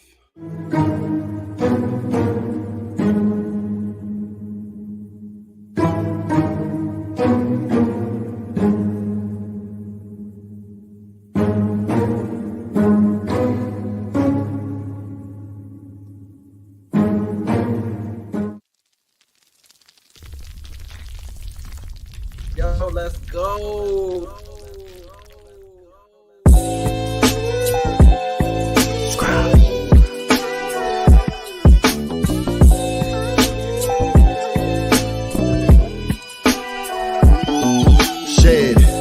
Closed my eyes, then I woke up back in my bed. I could see my room as clear as looking through a lens. See, I thought I was awake, so then I tried to move, but my body shocked me like I was plugged in a socket. I started scrambling within my mental. I thought I died and now my body, I'm forever locked in. I was screaming, help me, someone help me please. But there wasn't any sound making it through my teeth. I could see movement in motion, shadows gather around me. How could I close my eyes already closed? Eating alkaline at this time, fasting reads though shocking. I was stuck in a paralysis, fear had me froze. It's time to shed. It's time to shed. I heard a voice in the back of my head. Rebirth, it's time to shed. It's time to shed. It's time to shed. I heard a voice in the back of my head. Rebirth, it's time to shed. I finally started waking up and coming back. I was in the opposite of states effect. That's relaxed, I grabbed my phone and started to do research. Knowledge of what happened, I was in a lack. Insidious, the movie came direct to mind. Every time I've seen this, it was connected to what's not divine. Demons crawling, forcefully holding the body down. Ain't no point in trying to scream, you will not make a sound. Deep within, I knew I made that a reality. The all is mine, I saw it, and so shall it be. I start replacing fear with knowing universe is mental. Talking to my subconscious to wake me up in dreams. Then one day my spirit guides came in so essential. Daylight's astral playing loud in my dream helped to set me free. I'm back in paralysis laying on my couch. But this time I was calm, ready to exit out.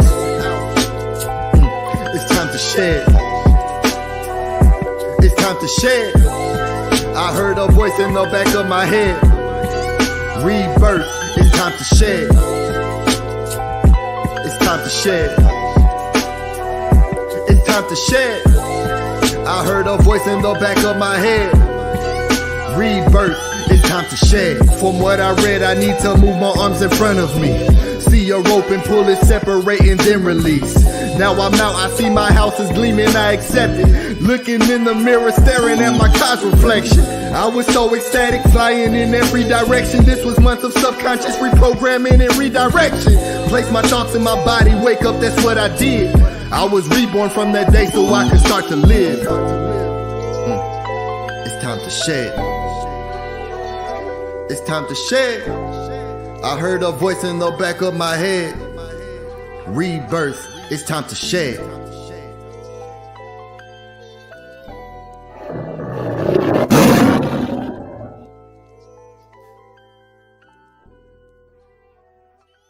There is no spoon. But I can only show you the door. You're the one that has to walk through it.